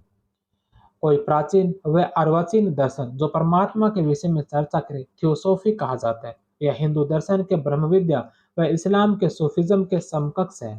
इसका तात्पर्य है कि जो धर्मशास्त्री न होने के बावजूद आध्यात्मिक मामलों की जानकारी रखता है। इसका मुख्य उद्देश्य धर्म को समाज सेवा का मुख्य साधन बनाना और धार्मिक भ्रातृभाव का प्रचार करना था। 1879 में सोसाइटी का प्रधान कार्यालय न्यूयॉर्क से मुंबई में स्थानांतरित कर दिया गया। 1882 में उसका प्रधान कार्यालय अडयार, मद्रास में स्थापित किया गया। अंतर्राष्ट्रीय कार्यालय, राष्ट्रीय शाखा का कार्यालय अडयार में 1890 ईस्वी में बनाया गया। बर्ट्रम कैटले इसके प्रथम प्रधानमंत्री थे। 1895 ईस्वी में इसका कार्यालय वाराणसी लाया गया। श्री मूलजी थेक्रेसे इसके प्रथम भारतीय सदस्य थे। मुखपत्र थियोसॉफिस्ट मासिक था। 1879 में मैडम ब्लावात्स्की द्वारा इसे शुरू किया गया। प्रारंभ में सदस्य संख्या 16। थॉमस एडिसन ग्रामोफोन का आविष्कारक भी इसका सदस्य था। थियोसॉफिकल सोसाइटी के अध्यक्ष कर्नल एच.एस. अल्कोट, प्रथम अध्यक्ष 1907 तक, डॉक्टर एनी बेसेंट 1907 से 1933, डॉक्टर जी.एस. अरुंडेल 1933 से 45, सी जिनराज दास 1946 से 53 प्रथम भारतीय अध्यक्ष बने। थियोसॉफिस्टों का हिंदू धर्म के पुनर्जन्म तथा कर्म के सिद्धांतों पर विश्वास था। वे सांख्य तथा वेदांत उपनिषद दर्शन को अपना प्रेरणा स्रोत मानते थे। इनका मानना था कि ध्यान, योग और चिंतन जैसे माध्यमों द्वारा व्यक्ति की आत्मा को परमात्मा से जोड़ा जा सकता है। इस सोसाइटी में हिंदू, बौद्ध, जरथुस्ट्र, पारसी, धर्म के आत्मा संबंधी सिद्धांत पर अधिक बल दिया गया। इस सोसाइटी का उद्देश्य प्राच्य धर्मों का तुलनात्मक अध्ययन करना था। इस सोसाइटी ने हिंदू, बौद्ध व पारसी धर्म के उत्थान के लिए भी प्रयत्न किए थे।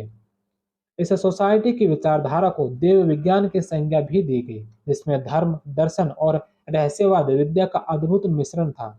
इस सोसाइटी की शाखाएं इस सोसाइटी की शाखाएं बेंगलोर में, बम्बई में, सूरत में और लुधियाना में स्थापित की गई। एनी बेसेंट 1889 में थियोसॉफिकल सोसाइटी की सदस्य बनी इंग्लैंड में, और यह 1893 में भारत आई। एनी बेसेंट 16 नवंबर 1893 को मद्रास के अडियार में थियोसॉफिकल सोसाइटी के वार्षिक सम्मेलन में हिस्सा लेने भारत आई थी। एनी बेसेंट ने ईश्वर की एकता, विश्व बंधुत्व, बहुदेववाद, आत्मा की अमरता, कर्म सिद्धांत को अपनी धार्मिक शिक्षा का केंद्र बनाया। एनी बेसेंट ने 1898 में बनारस में सेंट्रल हिंदू स्कूल की स्थापना की, जो 1916 में मदन मोहन मालवीय के प्रयासों से बनारस हिंदू विश्वविद्यालय में परिवर्तित हो गया। एनी बेसेंट ने 1913 में वेकअप इंडिया शीर्षक से कई आख्यान दिए। इन्होंने एक भारतीय सहयोगी भगवान दास के साथ मिलकर गीता का अंग्रेजी में अनुवाद किया।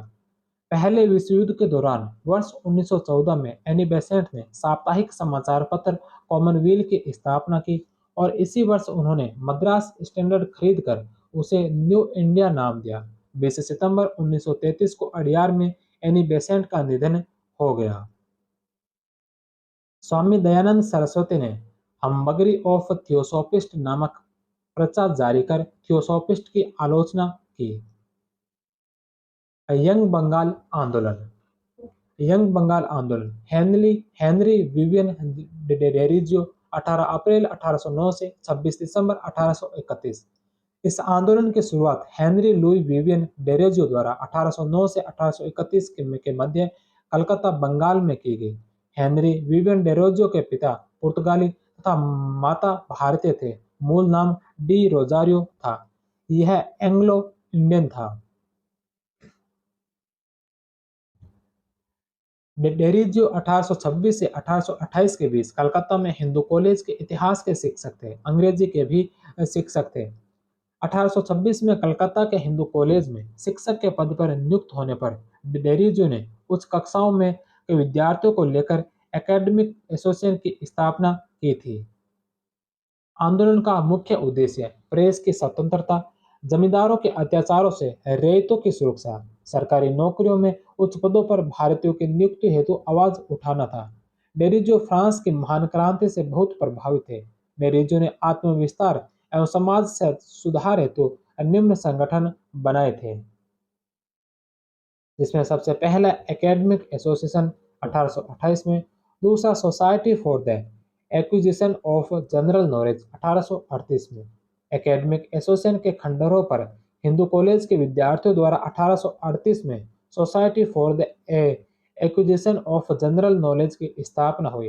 अर्थात इस संगठन की स्थापना विवियन डेरोजियो की मृत्यु के पश्चात हुई थी। इसके सभापति ताराचंद्र चक्रवर्ती थे।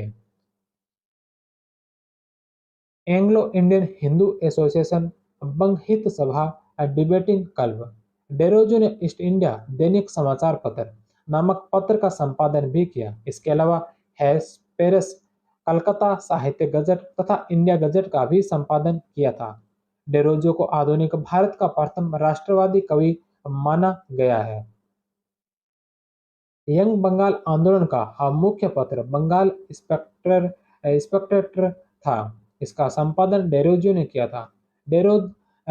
डेरिजियो के शिष्य कृष्ण मोहन बनर्जी, रामगोपाल घोष, महेश चंद्र घोष, अमृतलाल मिश्र, दक्षिणारंजन मुखर्जी, रसिक कृष्ण मलिक थे। सत्य का अनुसरण करने पर सद्गुणों को अपनाने के कारण डेरिजियो की तुलना सुकरात से की जाती है। सती प्रथा के मामले में ब्रिटिश सरकार की कटुतम आलोचना करने वाली साप्ताहिक पत्रिका चंद्रिका ने सरकार से अनुरोध किया कि वह डेरिजियो को पूरी तरह से कुचल दे। सुरेंद्रनाथ बनर्जी ने डेरोजियो के अनुयायियों को बंगाल में आधुनिक सभ्यता का अग्रदूत हमारी जाति का पिता हमारी जाति का पिता और आधुनिक सभ्यता का अग्रदूत कहा था।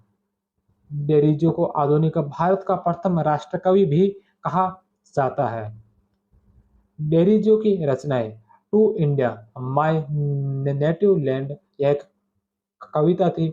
द फेकर ऑफ जुनेहरा भी कविता थी और the harp of India. Young Bengal आंदोलन के समर्थक पाश्चात्य सभ्यता से अधिक प्रभावित थे। भारत की सामान्य सामान्य जनता से इनका संपर्क नहीं था। तत्कालीन भारत के कट्टर हिंदुओं ने डेरोजियो के विचारों का विरोध किया। 26 दिसंबर 1831 को मात्र 22 वर्ष की आयु में हेनरी विवियन डेरोजियो की हैजे के कारण मृत्यु हो गई थी। हिंदू कॉलेज के समान ही बम्बई में एल्फिंस्टन इंस्टीट्यूट 1834 में स्थापना की। इस संस्था ने यंग बंगाल आंदोलन का अनुकरण किया था। वेद समाज वेद समाज की स्थापना वेद समाज की स्थापना 1864 में मद्रास में वेद समाज की स्थापना के श्री धरलू नायडू ने की थी। केशव चंद्र सेन की प्रेरणा से के श्री धरलू नायडू ने 1871 में वेद समाज को संगठित करके दक्षिण के ब्रह्म समाज के रूप में स्थापना की। बाद में विश्वासनाथ मुगलिया इसके प्रमुख नेता बने। वी राजगोपाली, चार्लू पी सुब्रयल चेट्टी इसके अन्य प्रमुख नेता थे। The servants of India society the servant of India society की स्थापना 1905 में गोपाल कृष्ण गोखले के द्वारा की गई, जो इसके प्रथम अध्यक्ष भी बने थे।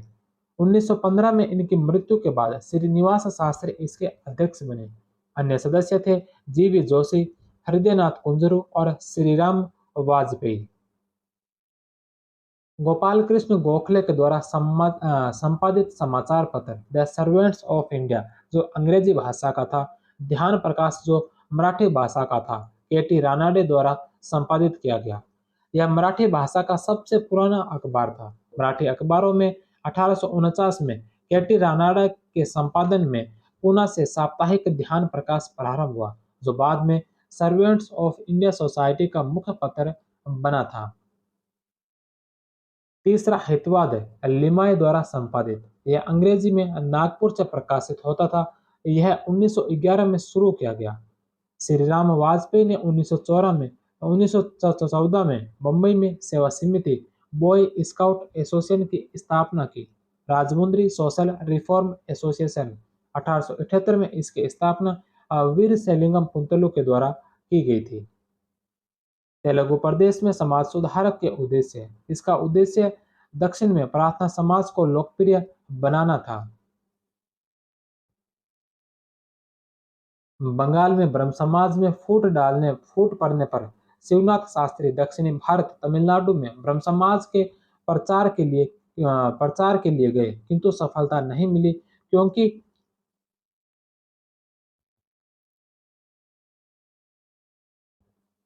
क्योंकि वहां प्रार्थना समाज लोकप्रिय था। शिवनाथ शास्त्री ने कहा कि स्वशासन ही ईश्वर द्वारा निर्दिष्ट एकमात्र शासन है। भारत धर्म महामंडल 1887 ईस्वी में हरिहर में इसकी स्थापना पंडित दीनदयाल शर्मा के द्वारा की गई। यह पौराणिक हिंदू धर्म समर्थक था। हिंदू संगठनों का अखिल भारतीय शीर्षस्थ संगठन था।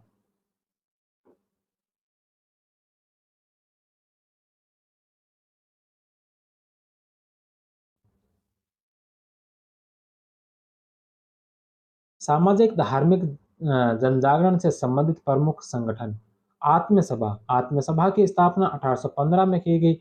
बंगाल में इसकी स्थापना राजाराम मोहन राय के द्वारा की गई थी। यूनिटेरियन सोसाइटी की स्थापना बंगाल में 1823 में राजाराम मोहन राय के द्वारा की गई। ब्रह्म समाज की स्थापना राजाराम मोहन राय के द्वारा 1828 में बंगाल में की गई थी। धर्मसभा की स्थापना 1830 में राधाकांत देव के द्वारा बंगाल में की गई। तत्वबोधिनी सभा की स्थापना कलकत्ता में 1839 में देवेंद्र नाथ टैगोर के द्वारा की गई। मानव धर्म सभा की स्थापना 1844 में सूरत के अंदर दुर्गाराम मनसाराम और दादोबा पांडुरंग के द्वारा की गई। परमहंस मंडली की स्थापना 1849 में बम्बई में दादोबा पांडुरंग तार खकर व बाल जाम्बेकर शास्त्री के द्वारा की गई थी। संगत सभा की स्थापना 1860 में बंगाल में केशव चंद्र सेन के द्वारा की गई थी। राधा स्वामी आंदोलन की शुरुआत 1861 में आगरा से की गई थी, तुलसीराम शिवदयाल खत्री और स्वामी महाराज के द्वारा। वेद समाज की स्थापना 1864 में मद्रास के अंदर के श्री धरलू नायडू के द्वारा की गई। आदि ब्रह्म समाज की स्थापना 1866 में कलकत्ता में देवेंद्रनाथ टैगोर के द्वारा की गई। भारतीय ब्रह्म समाज की स्थापना 1866 में कलकत्ता में केशव चंद्र सेन के द्वारा की गई थी। प्रार्थना समाज की स्थापना 1867 में महाराष्ट्र में आत्माराम पांडुरंग व रानाडे के द्वारा की गई। इंडियन रिफॉर्म एसोसिएशन की स्थापना 1870 में केशव चंद्र सेन के द्वारा कलकत्ता में की गई थी। आर्य समाज की स्थापना 1875 में मुंबई में स्वामी दयानंद सरस्वती के द्वारा की गई। थियोसॉफिकल सोसाइटी की स्थापना जो 1875 में न्यूयॉर्क के अंदर H.C. बालावर्स्की व कर्नल आलकाट के द्वारा की गई थी। साधारण ब्रह्म समाज की स्थापना कलकत्ता के अंदर 1878 में आनंद मोहन बोस के द्वारा की गई। दक्कन एजुकेशन सोसाइटी की स्थापना 1884 में पूना के अंदर महादेव गोविंद रानाडे व आगरकर के द्वारा की गई थी। सत्य शोधक समाज 1873 में महाराष्ट्र के अंदर ज्योतिबा फूले के द्वारा। दीनबंधु सार्वजनिक सभा की स्थापना ज्योतिबा फूले के द्वारा 1884 में महाराष्ट्र में की गई। विडो रीमैरिज एसोसिएशन विधवा पुनर्विवाह समाज 1850 में इसकी स्थापना महाराष्ट्र में विष्णु शास्त्री पंडित व महादेव गोविंद रानडे के द्वारा। पूना सार्वजनिक सभा की स्थापना 1870 में पूना में महादेव गोविंद रानडे के द्वारा। एकेडमिक एसोसिएशन की स्थापना 1828 में बंगाल के अंदर हेनरी विवियन डिडेरोजो के द्वारा की गई थी। इसके अलावा सेवा सदन की स्थापना बहराम जी एम मालाबरी के द्वारा बम्बई में 1908 के अंदर की गई। इंडियन नेशनल सोशल कॉन्फ्रेंस की स्थापना 1887 में महाराष्ट्र में महादेव गोविंद रानाडे के द्वारा की गई। देव समाज की स्थापना 1887 में लाहौर में शिवनारायण अग्निहोत्री ने की थी। राजमुंद्री सोशल रिफॉर्म एसोसिएशन की स्थापना 1878 में दक्षिणी भारत में वीर सालिंगम पंतालू के द्वारा की गई। मद्रास हिंदू एसोसिएशन 1892 में मद्रास में वीर सालिंगम पंतलू के द्वारा की गई। सत्य महिमा धर्म की स्थापना 1860 में मुकुंद दास और महिमा गोसाई के द्वारा महाराष्ट्र में की गई। मद्रास हिंदू समिति की स्थापना 1904 में मद्रास में एनी बेसेंट के द्वारा की गई। वेदांत सोसाइटी की स्थापना स्वामी दयानंद सरस्वती के द्वारा न्यूयॉर्क में 1896 में की गई थी। रामकृष्ण मिशन की स्थापना स्वामी विवेकानंद के द्वारा वेलूर में 1897 में की। शारदा सदन की स्थापना 1889 में पुणे में रमाबाई के द्वारा की गई। भारत धर्म महामंडल की स्थापना 1887 में हरिद्वार के अंदर पंडित दीनदयाल शर्मा के द्वारा की गई। सर्वेंट ऑफ इंडियन सोसाइटी की स्थापना 1905 में बम्बई के अंदर गोपाल कृष्ण गोखले के द्वारा की गई। पुना सेवा सदन की स्थापना 1909 में पुना में रमाबाई रानाडे और जी के देवधर के द्वारा की गई थी। सेवा सदन सोसाइटी की स्थापना 1908 में महाराष्ट्र में बहरामजी मालाबरी व दयाराम गिडमल के द्वारा की गई थी। सोशल सर्विस लीग की स्थापना 1911 में बम्बई में नारायण मल्हार जोशी के द्वारा की गई। सेवा समिति की स्थापना 1917 में इलाहाबाद के अंदर हृदयनाथ कुंजरू ने की थी। सेवा समिति बॉय स्काउट एसोसिएशन 1914 में श्रीराम वाजपेयी के द्वारा बम्बई में, स्वामी नारायण संप्रदाय 1830 में गुजरात में, Swami Sahajanand, universal religious society universal religious society 1844 में, मेहताजी दुर्गाराम के द्वारा गुजरात के अंदर, भील सेवा मंडल 1922 में, मुंबई में अमृतलाल विठल दास ठक्कर वापा के द्वारा, वेलूर मठ वेलूर मठ 1897 में, वेलूर में स्वामी विवेकानंद के द्वारा, विधवा आश्रम संघ 1867 में पूना के अंदर, रानाडे व करवे के द्वारा। इसके अलावा विधवा विवाह संघ 1861 में महाराष्ट्र में रानाडे के द्वारा, बहिष्कृत हितकारिणी सभा की स्थापना 1924 के अंदर मुंबई में B.R. अम्बेडकर के द्वारा की गई थी। तो ये प्रमुख जो सामाजिक और धार्मिक सुधार आंदोलन से संबंधित जो संगठन थे, वो प्रमुख संगठन, उनके स्थापित वर्ष, स्थान और किन के द्वारा स्थापित किए गए थे, जिसको एक सारणी के माध्यम से हमने देखा। अब हम इसी कड़ी में आगे देखते हैं इस्लामी सुधार आंदोलन। इस्लामी सुधार आंदोलन कौन कौन से वे, किसके द्वारा किए गए? जब नवीन पाश्चात्य विचारों के प्रभाव स्वरूप हिंदू धर्म में सामाजिक धार्मिक सुधार आंदोलन चल रहा था, तो मुस्लिमों ने भी इन्हें इसे मानने से इनकार कर दिया। इसका कारण यह था कि इस समय मुस्लिमों और वहाबी आंदोलन का प्रभाव था, जो सैयद अहमद और हाजी मौलवी मोहम्मद के नेतृत्व में चलाया जा रहा था। इन्होंने इस्लाम की पवित्रता और पाश्चात्य सभ्यता के विरोध में इस्लाम के कठोर सिद्धांतों का प्रचार किया था। मौलवी चिराग अली प्रथम प्रमुख व्यक्ति थे, जिन्होंने मुस्लिम समाज में सुधार हेतु अंग्रेजों की सहायता लेने की बात कही थी। वे मुस्लिम स्त्रियों की स्थिति सुधारने के साथ साथ एक पत्नीत्व के पक्षधर थे। अब्दुल लतीफ को बंगाल में मुस्लिम पुनर्जागरण का प्रवर्तक माना जाता था, जिन्होंने 1863 में कलकत्ता में Muhammad literary and scientific society का गठन किया। अमीर अली के द्वारा 1878 में कलकत्ता में नेशनल मोमडन एसोसिएशन का गठन किया गया। आज़ाद मुस्लिम कॉन्फ्रेंस की स्थापना अल्लाह बख्श ने की थी। सर सैयद अहमद खां और अलीगढ़ आंदोलन 1857 के विद्रोह में मुसलमानों की सक्रिय भागीदारी के कारण सरकार ने उनके दमन की नीति अपनाई, जिससे मुसलमानों की स्थिति दयनीय हो गई।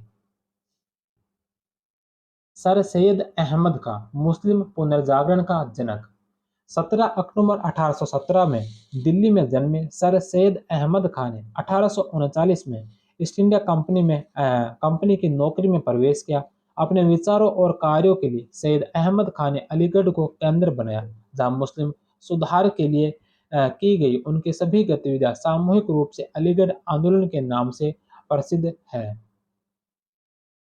1857 के विद्रोह के समय सर सैयद अहमद अंग्रेजों की न्यायिक सेवा में सदर ए अमीन के पद पर कार्यरत थे तथा कंपनी के प्रति पूर्ण राजभक्त थे। भारत में मुस्लिमों का आधुनिकीकरण का कार्य प्रारंभ करने का श्रेय सर सैयद अहमद खान को है। प्रारंभ में सर सैयद अहमद खान हिंदू मुस्लिम एकता के पक्षधर थे। उन्होंने कहा कि हिंदू और मुसलमान एक सुंदर वधु भारत की दो आंखें हैं। पंजाबी हिंदू श्रोताओं से कहा कि भारत का प्रत्येक नागरिक हिंदू है, और आगे कहा कि मुझे शौक है कि आप लोग मुझे हिंदू नहीं मानते। 1884 में गुरदासपुर पंजाब में कहा कि हमें मन से और हृदय से एक होने का प्रयत्न करना चाहिए। यदि हम एक होंगे तो हम एक दूसरे का आश्रय बन सकेंगे, और यदि ऐसा नहीं करेंगे तो एक दूसरे का विरोध करने से हम दोनों का पतन और नाश हो जाएगा। किंतु भारतीय राष्ट्रीय कांग्रेस की स्थापना के बाद सैयद अहमद खां के विचार बदल गए। जब यह जाहिर हो गया कि कांग्रेस साम्राज्यवाद के विरुद्ध है, तो वायसराय डफरिन और संयुक्त प्रांत के लेफ्टिनेंट गवर्नर ने 1887 में कांग्रेस पर हमला बोल दिया। सर सैयद अहमद खान को लगा कि सरकार का साथ देकर ही मुसलमानों के आर्थिक अवसर बढ़ाए जा सकते हैं, इसलिए सरकार के साथ सहयोग का रास्ता अपना लिया। अलीगढ़ कॉलेज के लिए बड़े जमींदारों ब्रिटिश अधिकारियों की जरूरत थी, इसलिए अंग्रेजों के पक्षधर बन गए। सैयद अहमद खान ने कहा कि कांग्रेस एक हिंदू संस्था है जिसका उद्देश्य मुस्लिमों के हितों के विरुद्ध है। कांग्रेस लोकतांत्रिक चुनाव का मांग कर रही है जिसका सैयद अहमद खान ने विरोध किया। उन्होंने कहा कि ऐसा होने पर मुसलमान अपने हितों की रक्षा नहीं कर पाएंगे क्योंकि वह पासे का एक खेल होगा जिसमें एक आदमी के हाथ में 4 पासे होंगे और दूसरे के हाथ में सिर्फ एक। सर सैयद अहमद खान ने सरकारी नौकरियों, विधायकों आदि में मुसलमानों के लिए आरक्षण की मांग तथा यह भी मांग की कि विधान परिषदों में उनकी संख्या हिंदुओं से कम न हो, लेकिन अपनी मांगों के लिए राजनीतिक दल नहीं बनाया। 1888 में मेरठ में कहा कि हिंदू और मुसलमान न केवल दो राष्ट्र है अपितु विरोधी राष्ट्र है।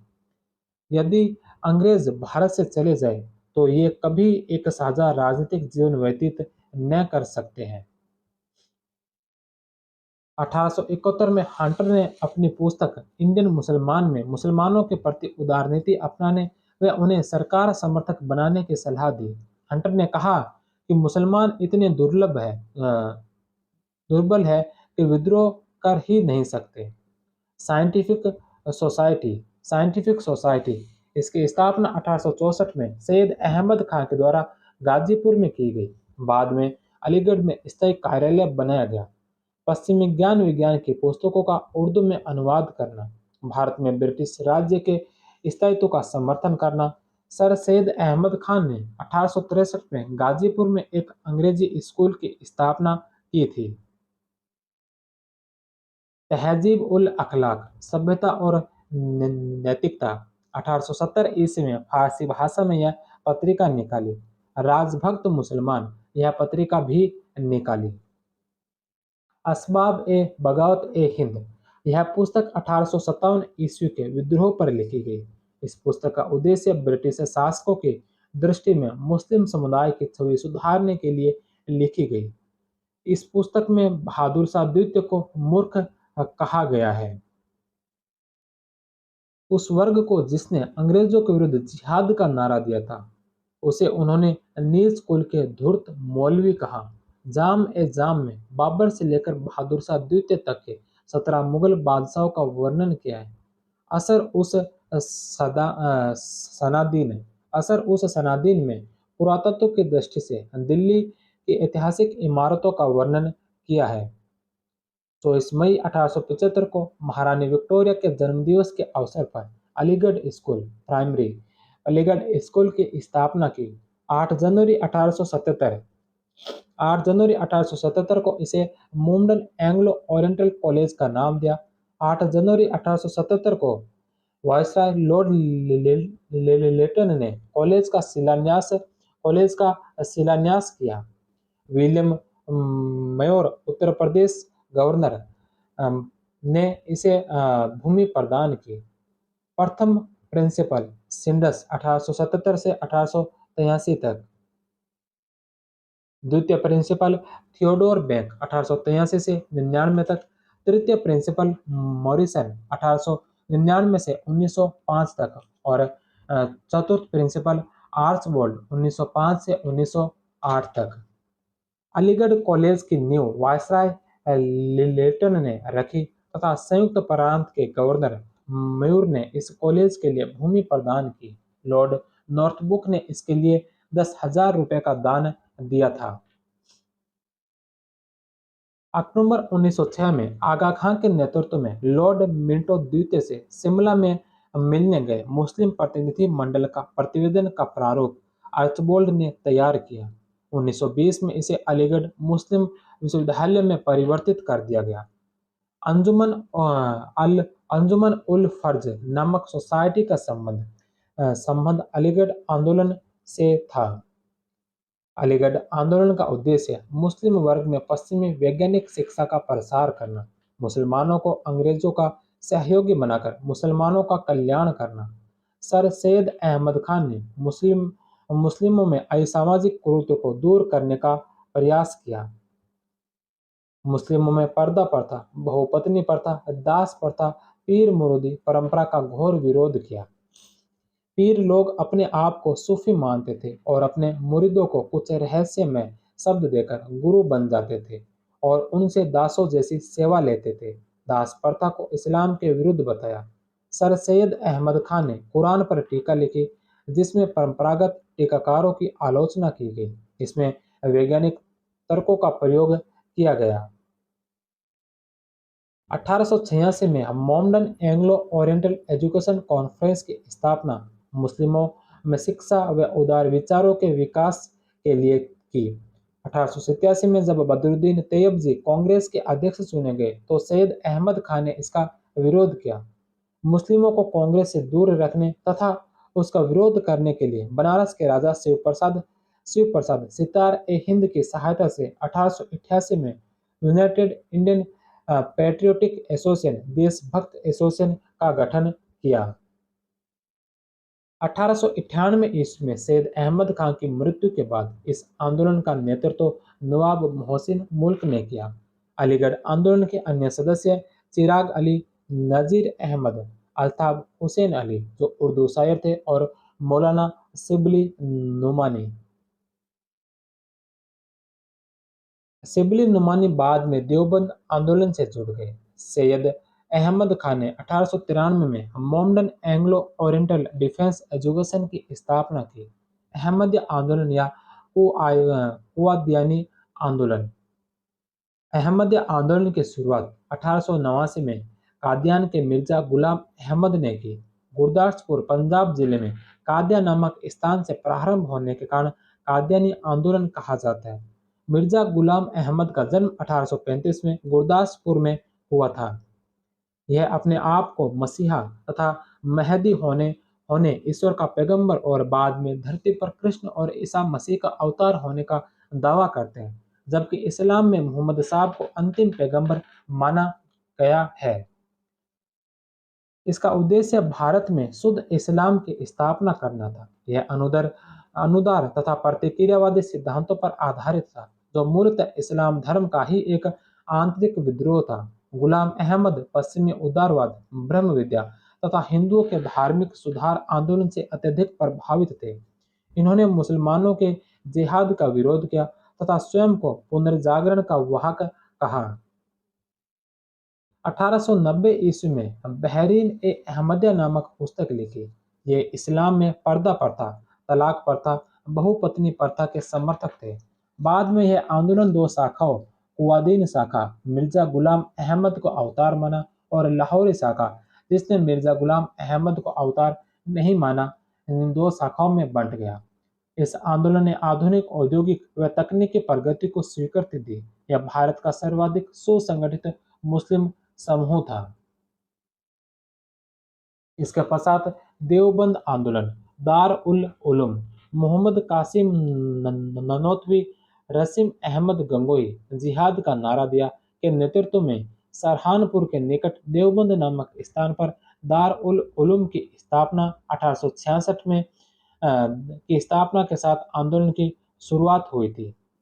इसका उद्देश्य यह एक पुनर्जागरण आंदोलन था, जिसका उद्देश्य कुरान तथा हदीस की शिक्षा का प्रचार प्रसार करना, मुस्लिमों के स्तर को ऊपर उठाना, विदेशी शासकों के विरुद्ध जिहाद की भावना को जीवित रखना था।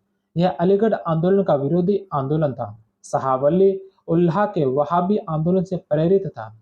यह अंग्रेजों का विरोधी आंदोलन था, जबकि अलीगढ़ अंग्रेजों का समर्थन आंदोलन था। मुस्लिम पुनरुत्थानवाद का श्रेय देवबंद आंदोलन को जाता है। 1885 में भारतीय राष्ट्रीय कांग्रेस की स्थापना का समर्थन किया और कहा कि राष्ट्रीयता की धारणा किसी भी मुस्लिम सिद्धांत के विरुद्ध नहीं है।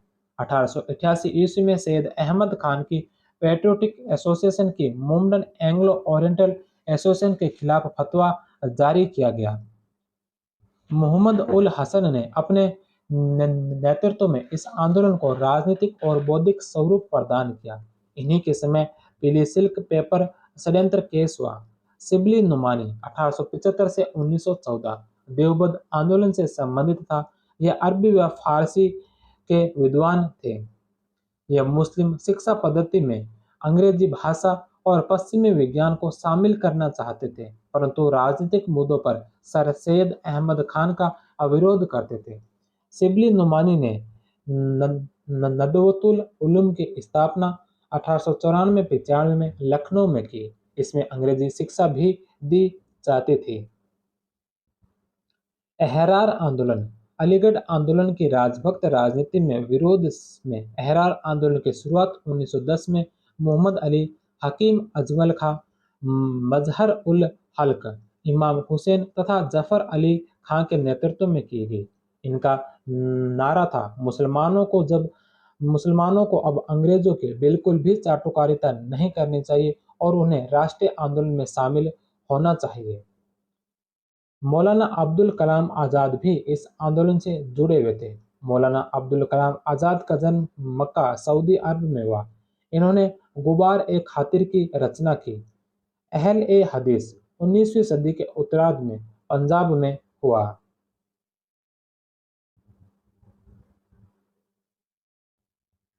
इसकी स्थापना सैयद नाजिर हुसैन तथा वली उल्लाह ने की। अहल ए कुरान 19वीं सदी के उत्तरार्ध में पंजाब में हुआ। संस्थापक मौलवी अब्दुल्ला चक्रवर्ती ने की। इन्होंने सिर्फ कुरान को इस्लाम का वास्तविक ग्रंथ स्वीकार किया था। दिल्ली में उर्दू पुनर्जागरण का श्रेय जकाउल्लाह को जाता है। वहाबी आंदोलन या वली उल्लाह आंदोलन, मुसलमानों की पाश्चात्य प्रभावों के विरुद्ध जो प्रतिक्रिया हुई उसे वहाबी आंदोलन अथवा वली उल्लाह आंदोलन के नाम से संस्मरण किया जाता है। वास्तव में यह पुनर्जागरणवादी आंदोलन था। शाही वली उल्लाह 1702 से 62 18वीं शताब्दी में भारतीय मुसलमानों में वह प्रथम नेता थे जिन्होंने भारतीय मुसलमानों में हुई गिरावट पर चिंता प्रकट की थी।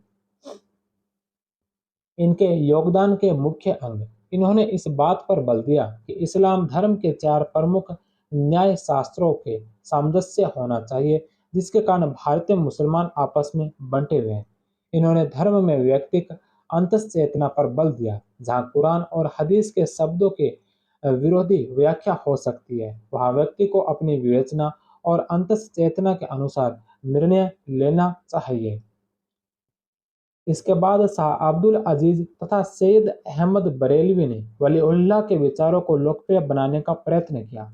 अब्दुल अजीज ने फतवा जारी किया, भारत को दार उल हर्ब, काफिरों का देश और दार उल इस्लाम बनाने की आवश्यकता है। भारत में या पंजाब में सिख सरकार के विरुद्ध था, परंतु 1849 में पंजाब पर अंग्रेजों के अधिकार के बाद यह अभियान अंग्रेजों के विरुद्ध हो गया। यह 1870 ईस्वी में सैनिक शक्ति द्वारा दबा दिया गया था।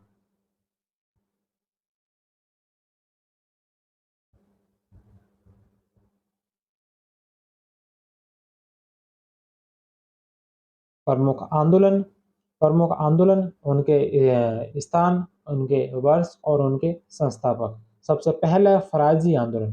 फराजी आंदोलन 1804 में शुरू हुआ था। पश्चिम बंगाल के फरीदपुर नामक स्थान पर हाजी शरीयत उल्लाह और दुदू मियाँ ने इसका शुरू किया था। त्रियुनी आंदोलन 1839 में ढाका से शुरू हुआ था और इसके संस्थापक थे करामत अली जौनपुरी। मोमडन लिटरेरी सोसाइटी की स्थापना 1863 में कलकत्ता में की गई थी अब्दुल लतीफ के द्वारा। दारुल उल्म की स्थापना 1866 में देवबंद में की गई थी कासिम ननोतवी और रशीद गंगोही के द्वारा। अलीगढ़ आंदोलन की शुरुआत की हुई थी 1875 में अलीगढ़ से सर सैयद अहमद खान के द्वारा। अहमद आंदोलन शुरू हुआ था 1889 में गुरदासपुर से मिर्जा गुलाम अहमद के द्वारा। नदवतुल आंदोलन 1894-95 में लखनऊ से शुरू हुआ था मौलाना शिबली नुमानी के द्वारा। और वहाबी आंदोलन या वली उल्लाह आंदोलन ये शुरू करने वाले थे शाह वली उल्लाह अब्दुल अजीज सैयद अहमद बरेलवी। तो यह था आज का चैप्टर 19वीं शताब्दी में सामाजिक धार्मिक आंदोलन। 19वीं शताब्दी में प्रमुख सामाजिक धार्मिक आंदोलन भारतीय पुनर्जागरण। इसके पश्चात हम अगली क्लास में 6 नंबर चैप्टर पढ़ेंगे, जिसमें 19वीं और 20वीं शताब्दी के समाज सुधार के बारे में पढ़ने वाले हैं। तो मिलते हैं अगली क्लास में 19वीं 20वीं शताब्दी में समाज सुधार की क्लास में। तब तक आप सभी का बहुत बहुत धन्यवाद। जय हिंद, वंदे मातरम।